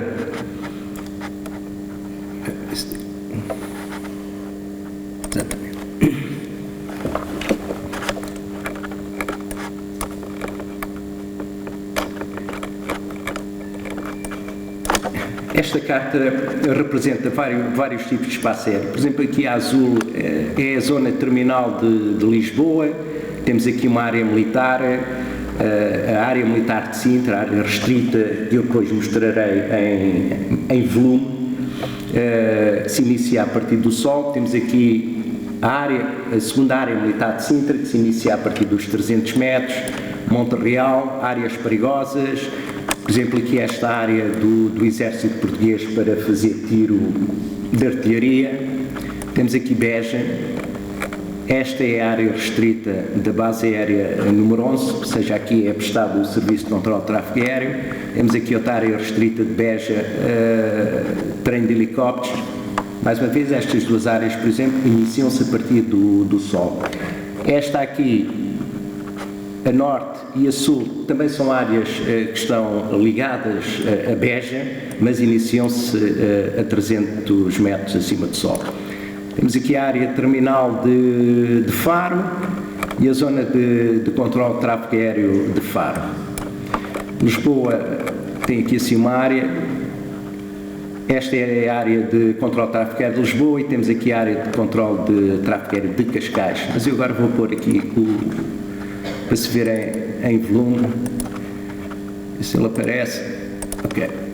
Quando se fala em zonas de controle de tráfego aéreo, por exemplo aqui Faro, e para cada digamos, destas entidades geográficas que aparecem aqui,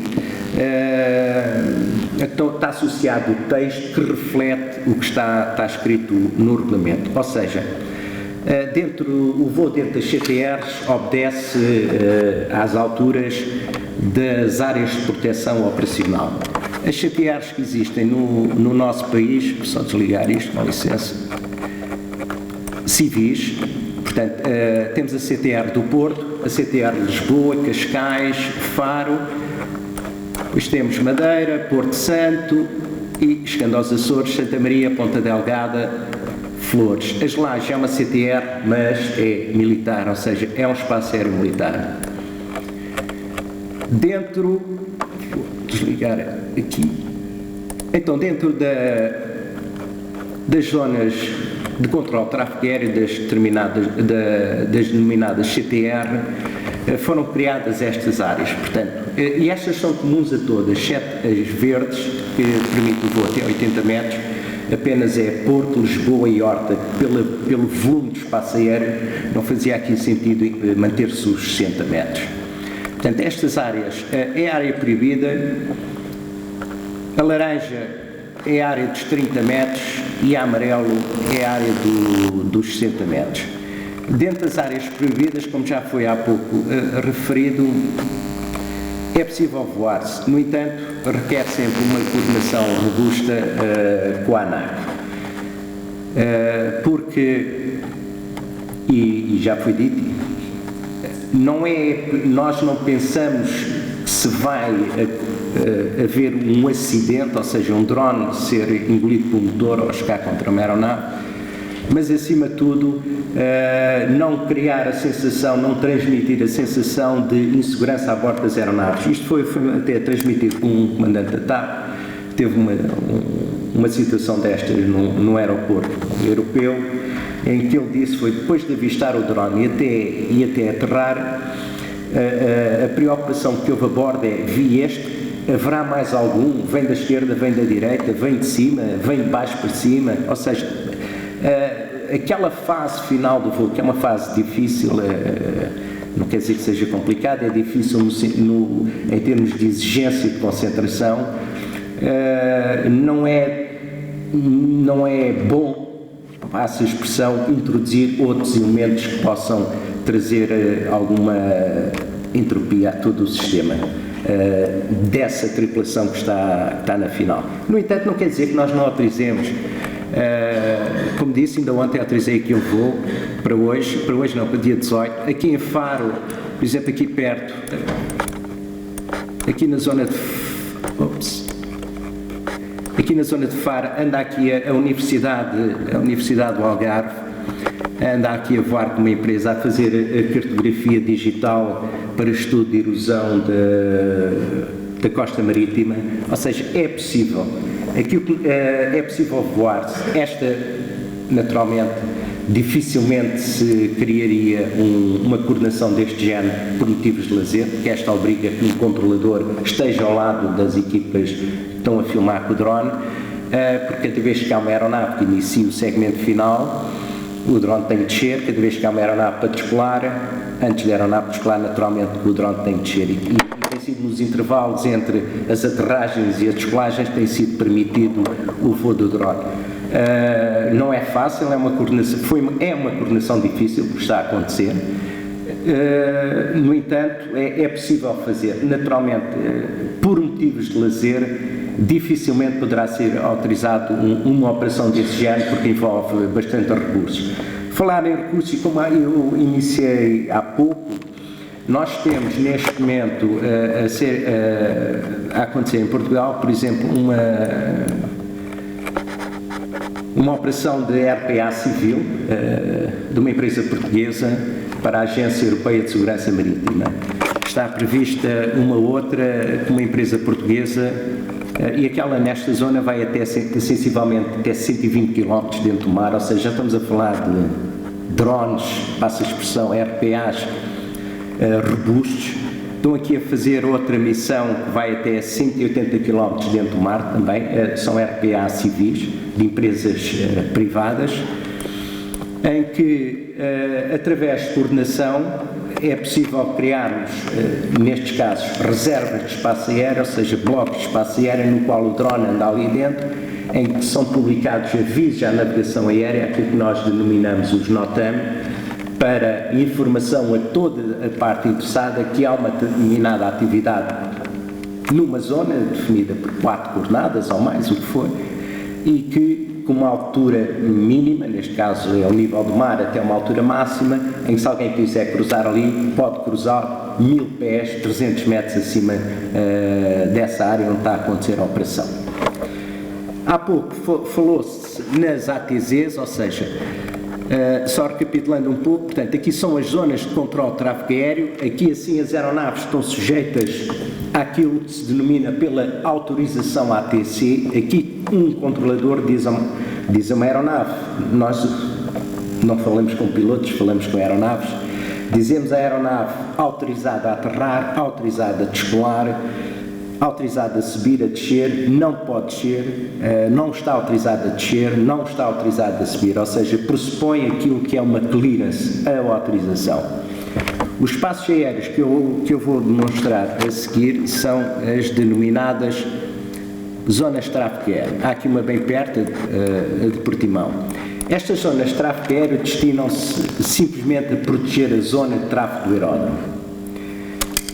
E apenas é prestado o serviço de informação de voo, aqui não se diz autorizado, aqui quanto muito dá-se informação de tráfego e diz, por exemplo, uma aeronave quer aterrar, pista livre.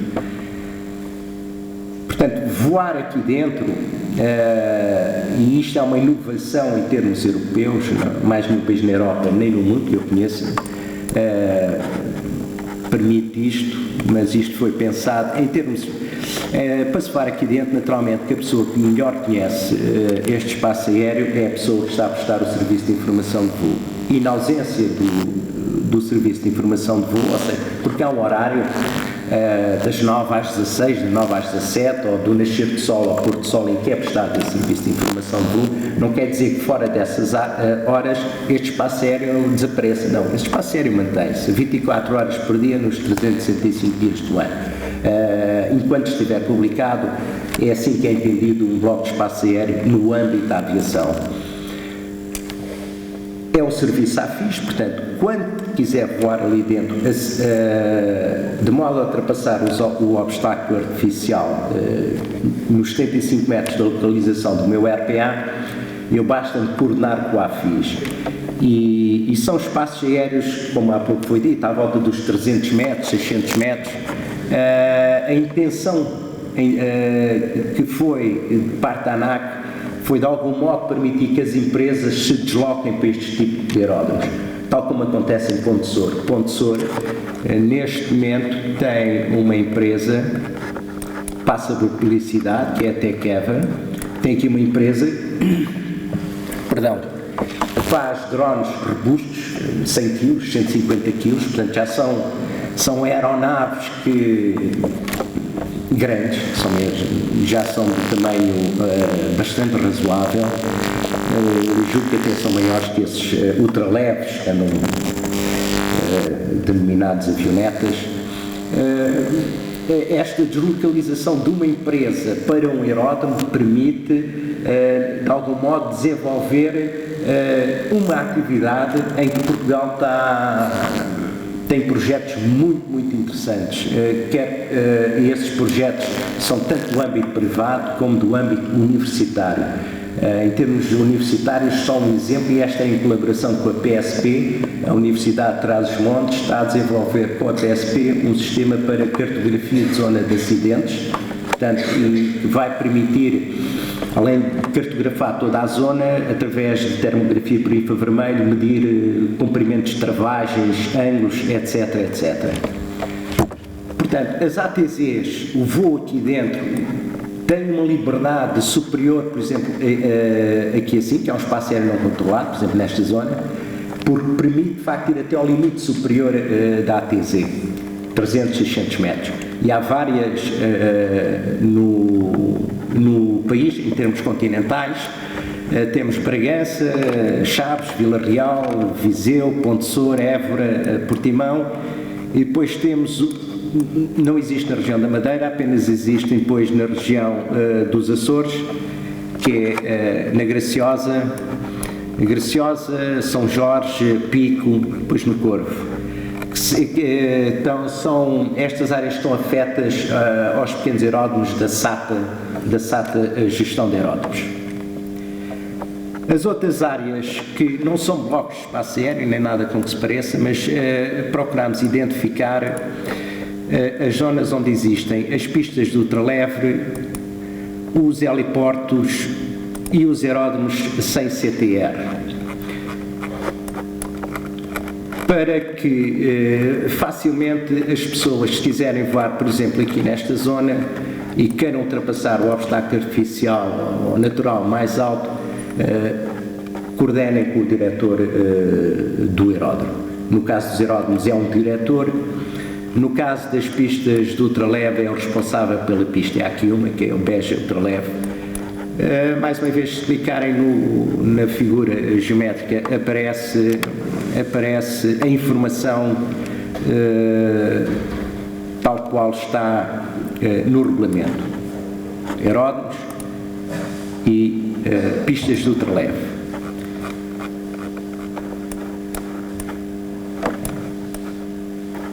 Que assim no Porto há aqui só estava à procura de um heliporto, por exemplo, está aqui os heliportos, estão a ver, portanto, e um heliporto é um aeródromo, não, isso é perfeitamente pacífico em termos aeronáuticos, é exatamente o mesmo tipo de restrição, ou seja, requer uma coordenação por responsável pela infraestrutura se quiser voar até 120 metros.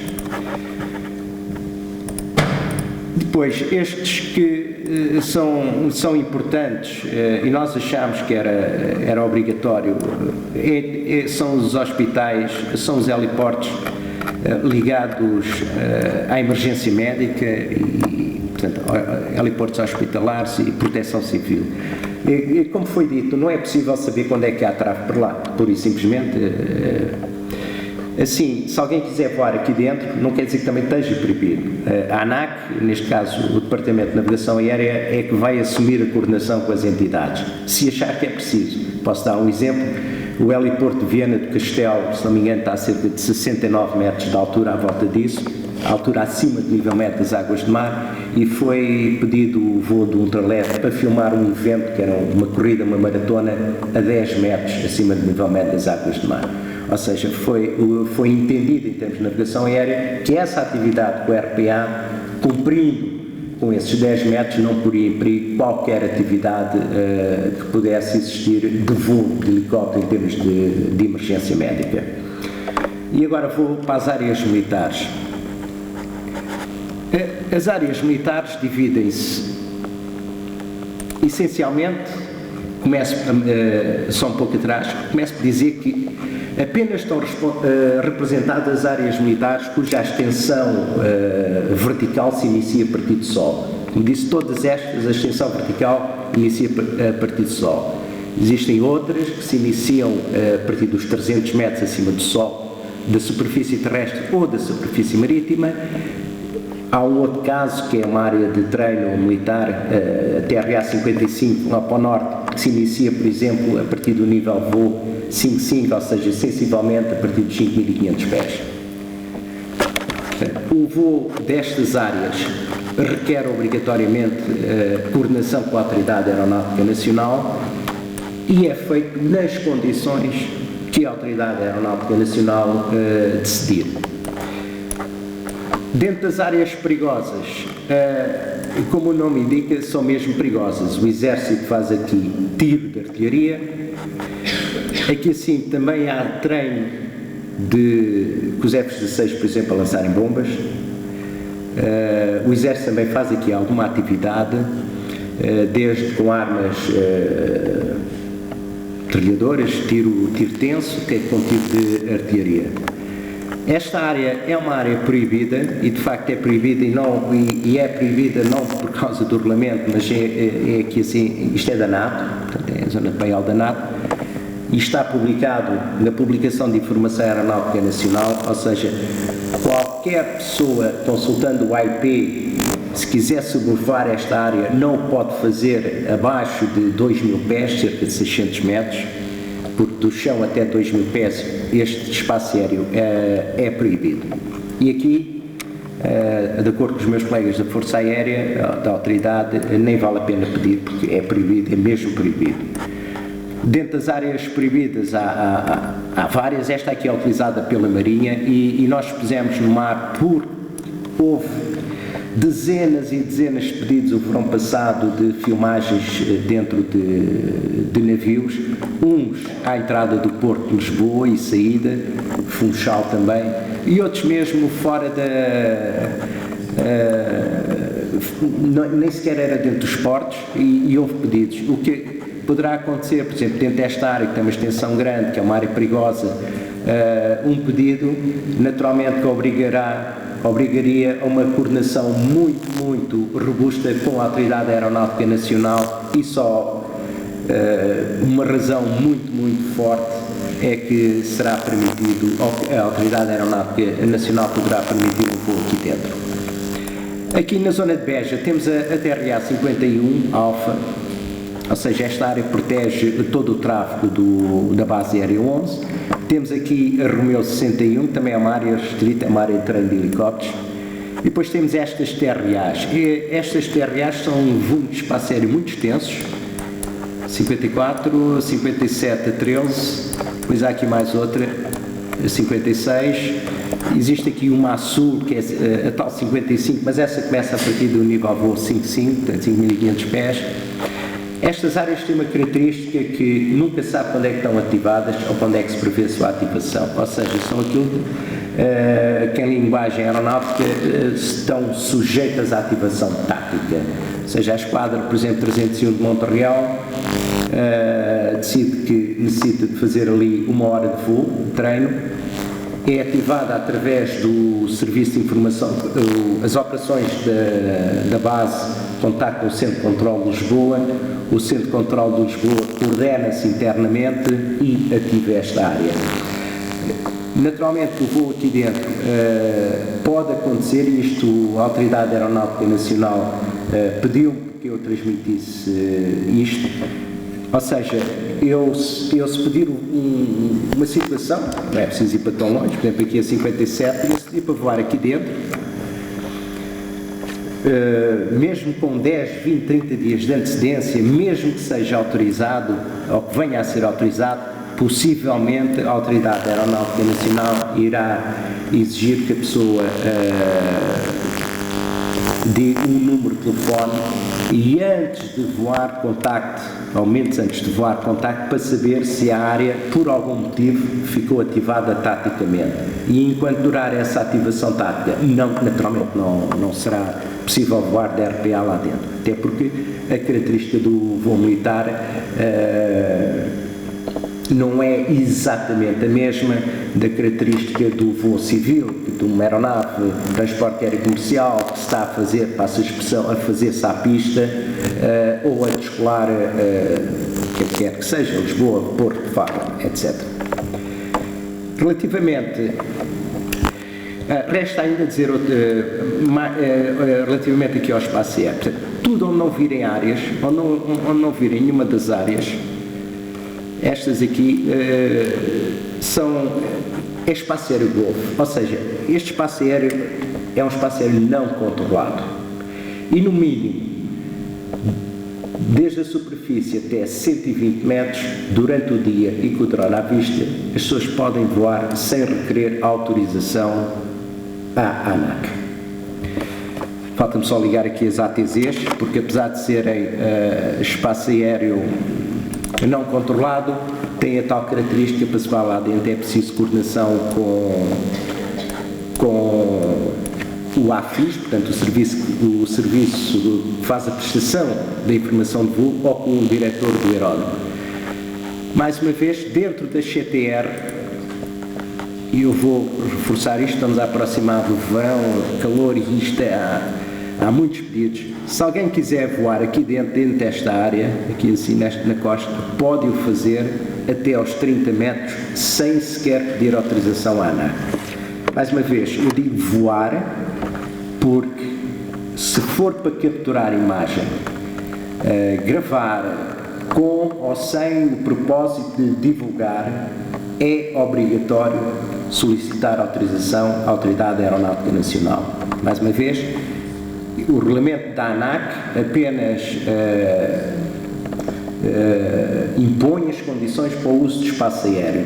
A questão da fotografia aérea não faz parte deste regulamento, é uma obrigação imposta, como há pouco foi referido, uma legislação do final da década de 58 mais exatamente.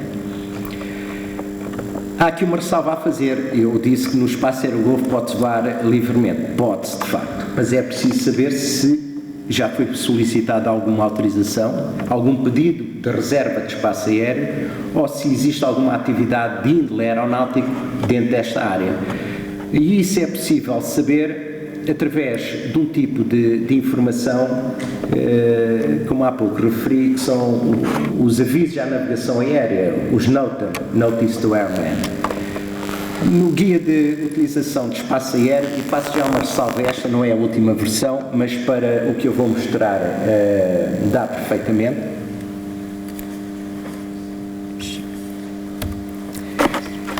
Neste guia de espaço aéreo, além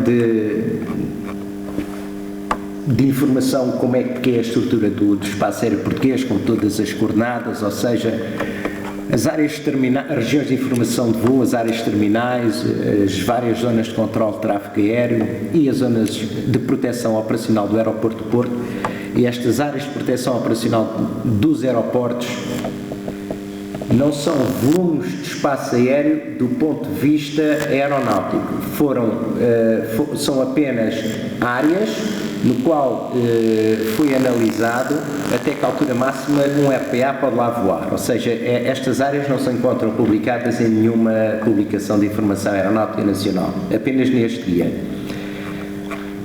Neste guia traz aqui, julgo eu que para muitas pessoas será uma surpresa, mas a Convenção de Chicago, de 7 de dezembro de 1944, diz que, no seu artigo 8º, as aeronaves suscetíveis de ser comandadas sem piloto só poderão voar sem piloto o território de um Estado contratante mediante uma autorização especial desse Estado. Ou seja, esta Convenção da Organização Internacional da Aviação Civil é perfeitamente clara que a utilização de um RPA tem que ter a utilização do RPA num Estado tem que ter a autorização desse mesmo Estado. O que não quer dizer que, e nós estamos à espera que venham muitas centenas de pedidos quando se aproximar o verão de turistas estrangeiros para voarem os seus equipamentos. Mas não derivando muito, eu há pouco falei dos NOTAM. Como é que é possível obter NOTAM? Estes NOTAMs é possível obter de 2 sítios, sem custos, nenhum deles envolve qualquer custo. Um deles é através da base de dados europeia da informação aeronáutica do Eurocontrol, o EAD, em que requer apenas que seja feito o registro, e se as pessoas depois de registarem-se recebem a password, normalíssimo, Se seguirem depois aqui passo a passo, isto não é exatamente o help file, mas é apenas a utilização das imagens para facilitar a vida às pessoas, para como é que podem obter os tais NOTAM. Vão obter um formulário deste género, portanto já todo preenchido, e a parte que interessa é onde diz Navigation Warnings, ou seja, avisos à navegação. Eu vou usar um outro exemplo que visualmente é mais fácil e que permite, de uma forma também tão direta quanto esta, identificar se existem NOTAMs em vigor para onde eu pretendo operar o meu RPA. Portanto, é aqui através do site da NAV Portugal, o guia tem um link direto. Peço desculpa. Dessa internet.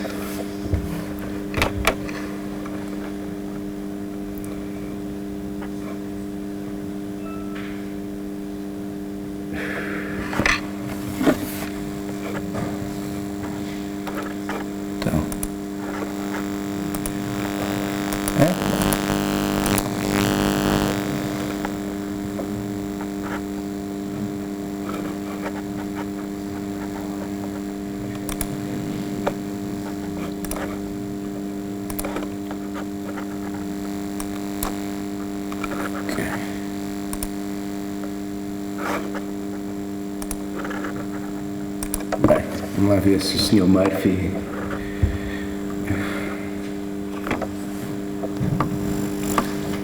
João Paulo, tens a internet? Se comeu.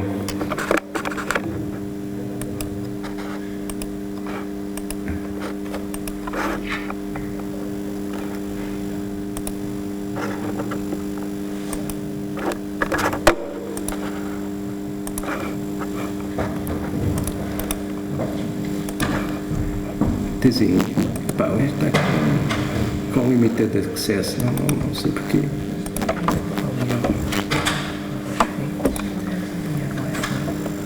Qual é? iPhone, deve estar a aparecer.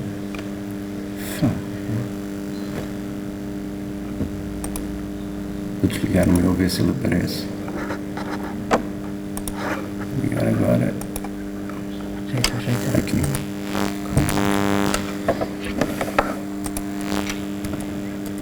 Não.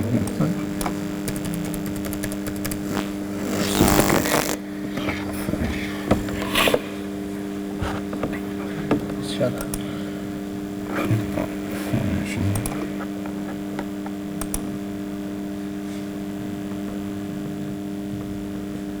Não digo. Ainda não está ligado. É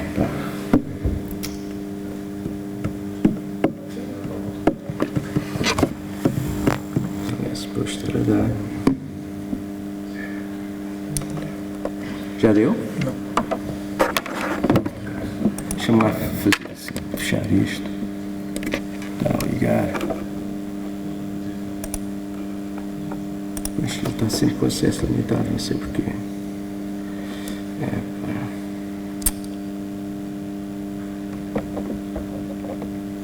Mas ele está.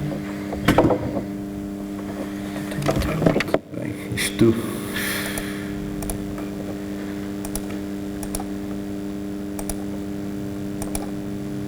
Dois.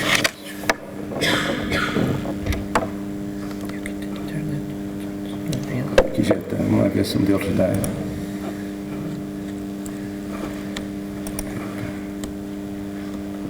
Ok. Não dá. Tenho muita pena, mas de facto parece estar. Primeira vez que acontece isto. Não se consegue, não consigo pôr. De qualquer modo, utilizando, ou seja, este site da NAV Portugal permite consultar imediatamente A página do Vulnerable, mas no Vulnerable não tenho. Mas só se a página funciona, se é direto ou se Ok.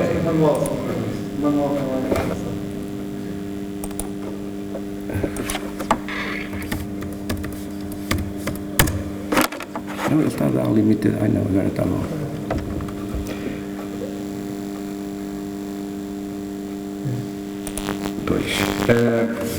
Esta questão dos NOTAM, se houver dúvida de facto, e através do site Voa na Boa, existe lá uma explicação, uma parte em que através do guia é possível, portanto, de algum modo indica como é que se obtém este tipo de informação. E da minha parte... Pois, é isso mesmo. Estou aqui a desligar isto tudo. É que isto não faz sentido. Não se consegue mostrar a página. Isto não faz sentido. Até dizer, porque a internet não faz sentido. Está conectado. Reinício do computador ainda. Vamos só aqui fazer um reinício do computador rápido, porque senão, caso contrário, não conseguimos mostrar o nosso site. Aqui. É muito rápido. Pá, a net está ligada. Eu tenho net aqui. Pois está. Está com a bateria cheia. Eu já.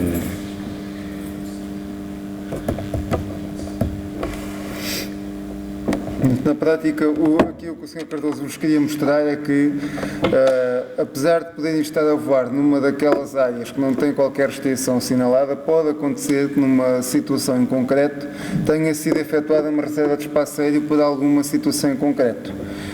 Por exemplo, imaginem no Santuário de Fátima. No próximo ano, apesar de, se vocês forem lá agora, é uma área em que se pode voar até aos 120 metros, está fora da Montreal. Até aos 120 metros, pode acontecer, e vai acontecer seguramente em maio, vai ter ali uma zona, até será uma zona de exclusão aérea, provavelmente, ou uma zona de reserva de espaço aéreo apenas para voos militares, provavelmente. Exclusão aérea. Vai ser exclusão. E, portanto, será uma situação em que, num determinado período temporal específico, por razões em concreto, não se vai poder voar, apesar da regra ser que naquele sítio se pode voar livremente, naquele horário, naqueles 2 dias em concreto, não se vai poder lá voar. E o que o Sr. Cardoso estava a dizer, e queria mostrar-vos onde é que se pode obter essa informação. Agora é preciso é que as tecnologias de informação e comunicação deixem. Está bonito. Tive um blue screen. Vai ver se...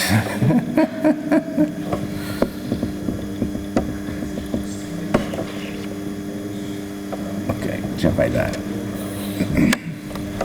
Esta nunca tinha aparecido. HDMI ou é VGA? É VGA. Não, mas ele entrou agora. Ele costuma dar blue screens com o VGA. É que se não no computador.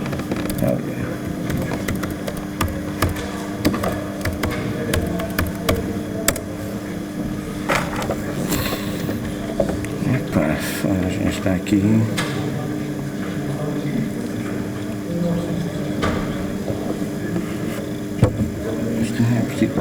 Que eu acho estranho, porque a internet está a dar tão bem. Então, eu vou só acrescentar a seguinte informação, se me permitem, enquanto o Sr. Cardoso está a reiniciar o computador. Nos casos em que é necessário a ANAC autorizar, com o sistema de autorização, os tais voos acima de 120 metros, voos noturnos, drones com mais de 25 kg, ou além da linha de vista, ou dentro daquele quilómetro de raio à volta dos heliportos hospitalares, emergência médica, proteção civil, etc. Nessas situações a regra é terem que submeter o pedido com 12 dias úteis de antecedência. Por que razão?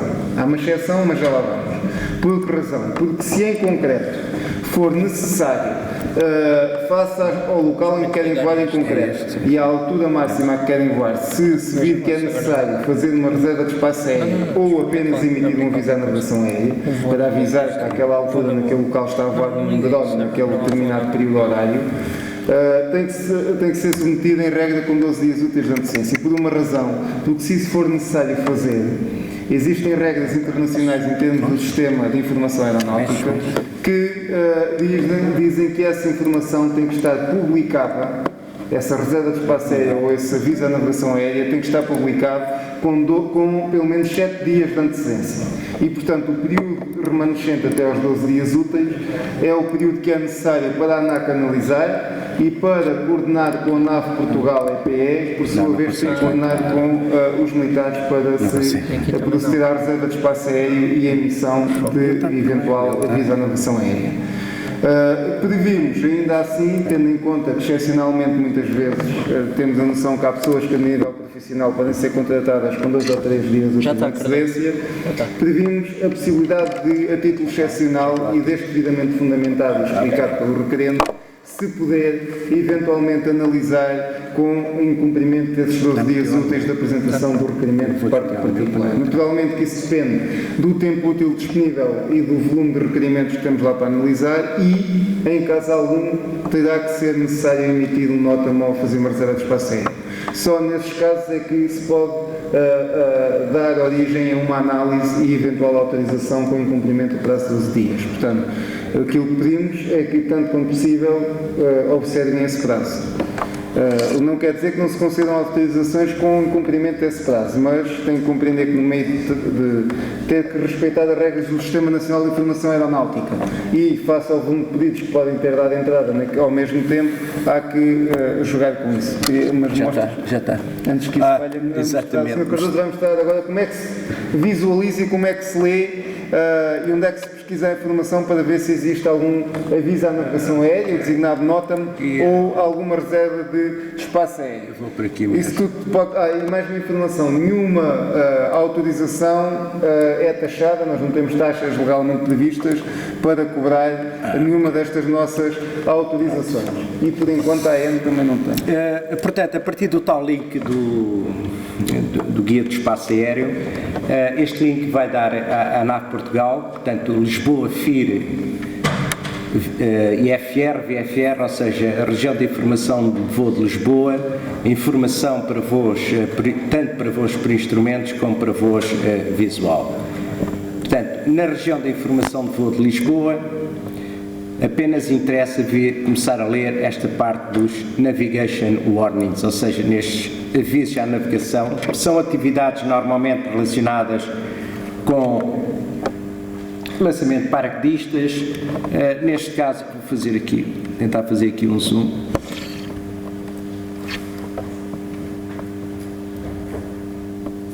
Neste caso, por exemplo, é um voo de aeromodelo que vai voar numa área com um raio de 750 metros, centrado nesta coordenada. É na trofa, campo de voo de São Romão, isto é na trofa, do chão, portanto ground, até 1500 pés AMSL. Ou seja, se eu por acaso planeasse voar com o meu RPA e depois verificasse que ficava dentro desta área, das duas uma, ou coordenava com os responsáveis do campo da trofa, ou então pura e simplesmente não posso, porque naquele apenas esta nota me indica que desde o dia 1 de janeiro até 31 de dezembro de 2017, até às 17h15, ou seja, será a hora do pôr do sol, e diariamente do nascer ao pôr do sol, há atividade de aeromodelos. E este é só um exemplo, aqui haverá, há vários de aeromodelos, de facto há bastante, se não me engano são 10. Este é um exemplo de que, com uma coordenação como aeronave de Estado, isto é um RPA da Força Aérea, que isto é informação pública, portanto não há nenhuma confidencialidade aqui, portanto indica que nesta área, com 3 milhas náuticas de raio, 3 milhas náuticas são 5.556 metros, centrados nesta coordenada, sensivelmente é na zona do aeródromo da Water, há atividade, portanto, de aeromodelo, do chão até 2.000 pés, AMSL, ou seja, acima do nível médio das águas de mar, desde o dia 1 de março, portanto, iniciou-se no dia 1 de março às 9 horas, até o dia 31 de março às 17h30, e depois tem aqui assim o período da atividade, 1, 3, 6, 10, entre as 9 e as 17h30. Ou seja, isto até é uma área militar, é dentro da Romeo 43 Charlie. No entanto, a Força Aérea entende e é muito importante, é este entendimento da segurança operacional, da segurança de voo, entende que é útil prestar esta informação pública, que há ali uma atividade como a aeronave militar, que apenas é um RPA. Este é o regulamento que nós depois, por outras palavras e com outra estrutura, simplificamos e colocamos nos slides. Em anexo ao regulamento tem as tais áreas que o Sr. Cardoso depois passou para o Google Earth. Aqui também tem o guia, o tal guia que o Sr. Cardoso esteve a demonstrar. No fundo, mais não é do que um manual com um conjunto de informação relativamente ao espaço aéreo português, às áreas de proteção operacional. Portanto, tem aqui muita informação, isto são cerca de 114 páginas, mas muitas delas são imagens, são mapas, e portanto tem aqui muita informação básica sobre aquilo que, para leigos, sobre aquilo que é o espaço aéreo. Tem também a lista de contactos das infraestruturas aeronáuticas civis nacionais, por aeródromo, com a zona de tráfego aeródromo associada, e depois tem também as pistas de ultraleves. Também tem aqui um conjunto de informação muito vasta. No próprio código drone, no separador código drone, se clicarem aqui, vão abrir os mapas, os mapas em ficheiro KPMG que estiveram a ser projetados anteriormente.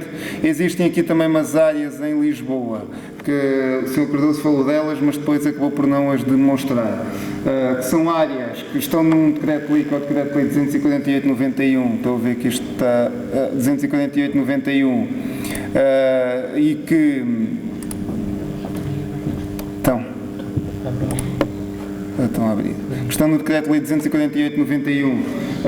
Correspondem essencialmente a 3 áreas, na zona da Baixa de Lisboa e mais algumas onde não se pode voar. Portanto, são estas 3 áreas em Lisboa, que correspondem essencialmente à proteção de órgãos de soberania, património histórico-cultural de relevante interesse, e aqui é a zona do Terreiro do Paço.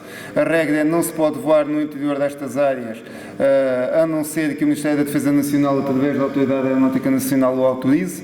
Segundo nos disseram, habitualmente aqui concedem autorizações nunca para mais que 2 dias cada autorização, porque eles têm que coordenar as autorizações com as várias forças e serviços de segurança que fazem a proteção aos vários órgãos, a Assembleia da República, a Presidência, etc., no interior destas áreas.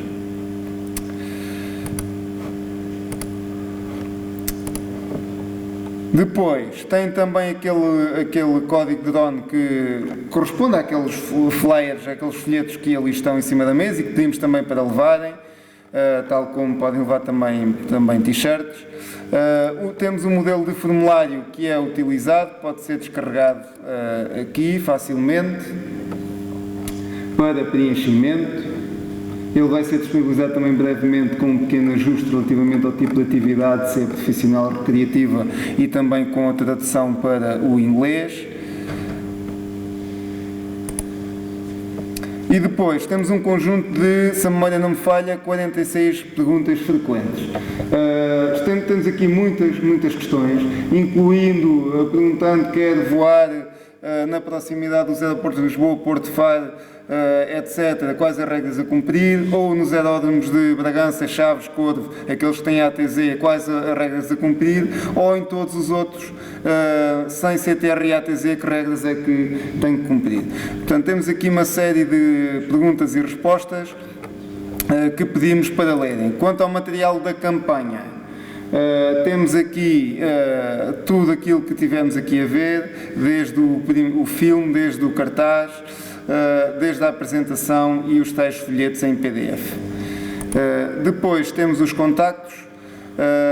Temos, preferencialmente, utilizem o contacto drones@anac.pt, até para submeterem os vossos pedidos nos casos em que seja necessário. Tem também ali o contacto do nosso Departamento de Informação Aeronáutica, que é mesmo junto ao pessoal do Departamento de Navegação Aérea. E aquilo que pedimos é que, antes de entrarem em contacto connosco para esclarecer alguma dúvida, por favor, verifiquem as perguntas frequentes e as respectivas respostas, porque a vossa questão pode lá estar. Portanto, é isso que pedimos, para transmitirem a mensagem. E acrescento já alguma coisa, porque às vezes nos colocam a questão. No mesmo pedido, e até de acordo com o Código de Procedimento Administrativo, no mesmo pedido podem formular no mesmo requerimento vários pedidos. E até podem colocar pedidos para dias alternativos, porque para acautelarem, por exemplo, eventuais condições meteorológicas adversas ou alguma coisa, podem colocar até datas alternativas. E podem até fazer um pedido exatamente com as mesmas características para um determinado período de tempo mais alargado, ou voos exatamente com as mesmas características, por exemplo, noturnos acima de 120 metros, que se repitam ao longo do tempo, sempre com as mesmas características, também podem ser autorizados de uma só vez para vários períodos, desde que se mantenham sempre as mesmas características. Portanto, essencialmente, era isto que vos queríamos transmitir.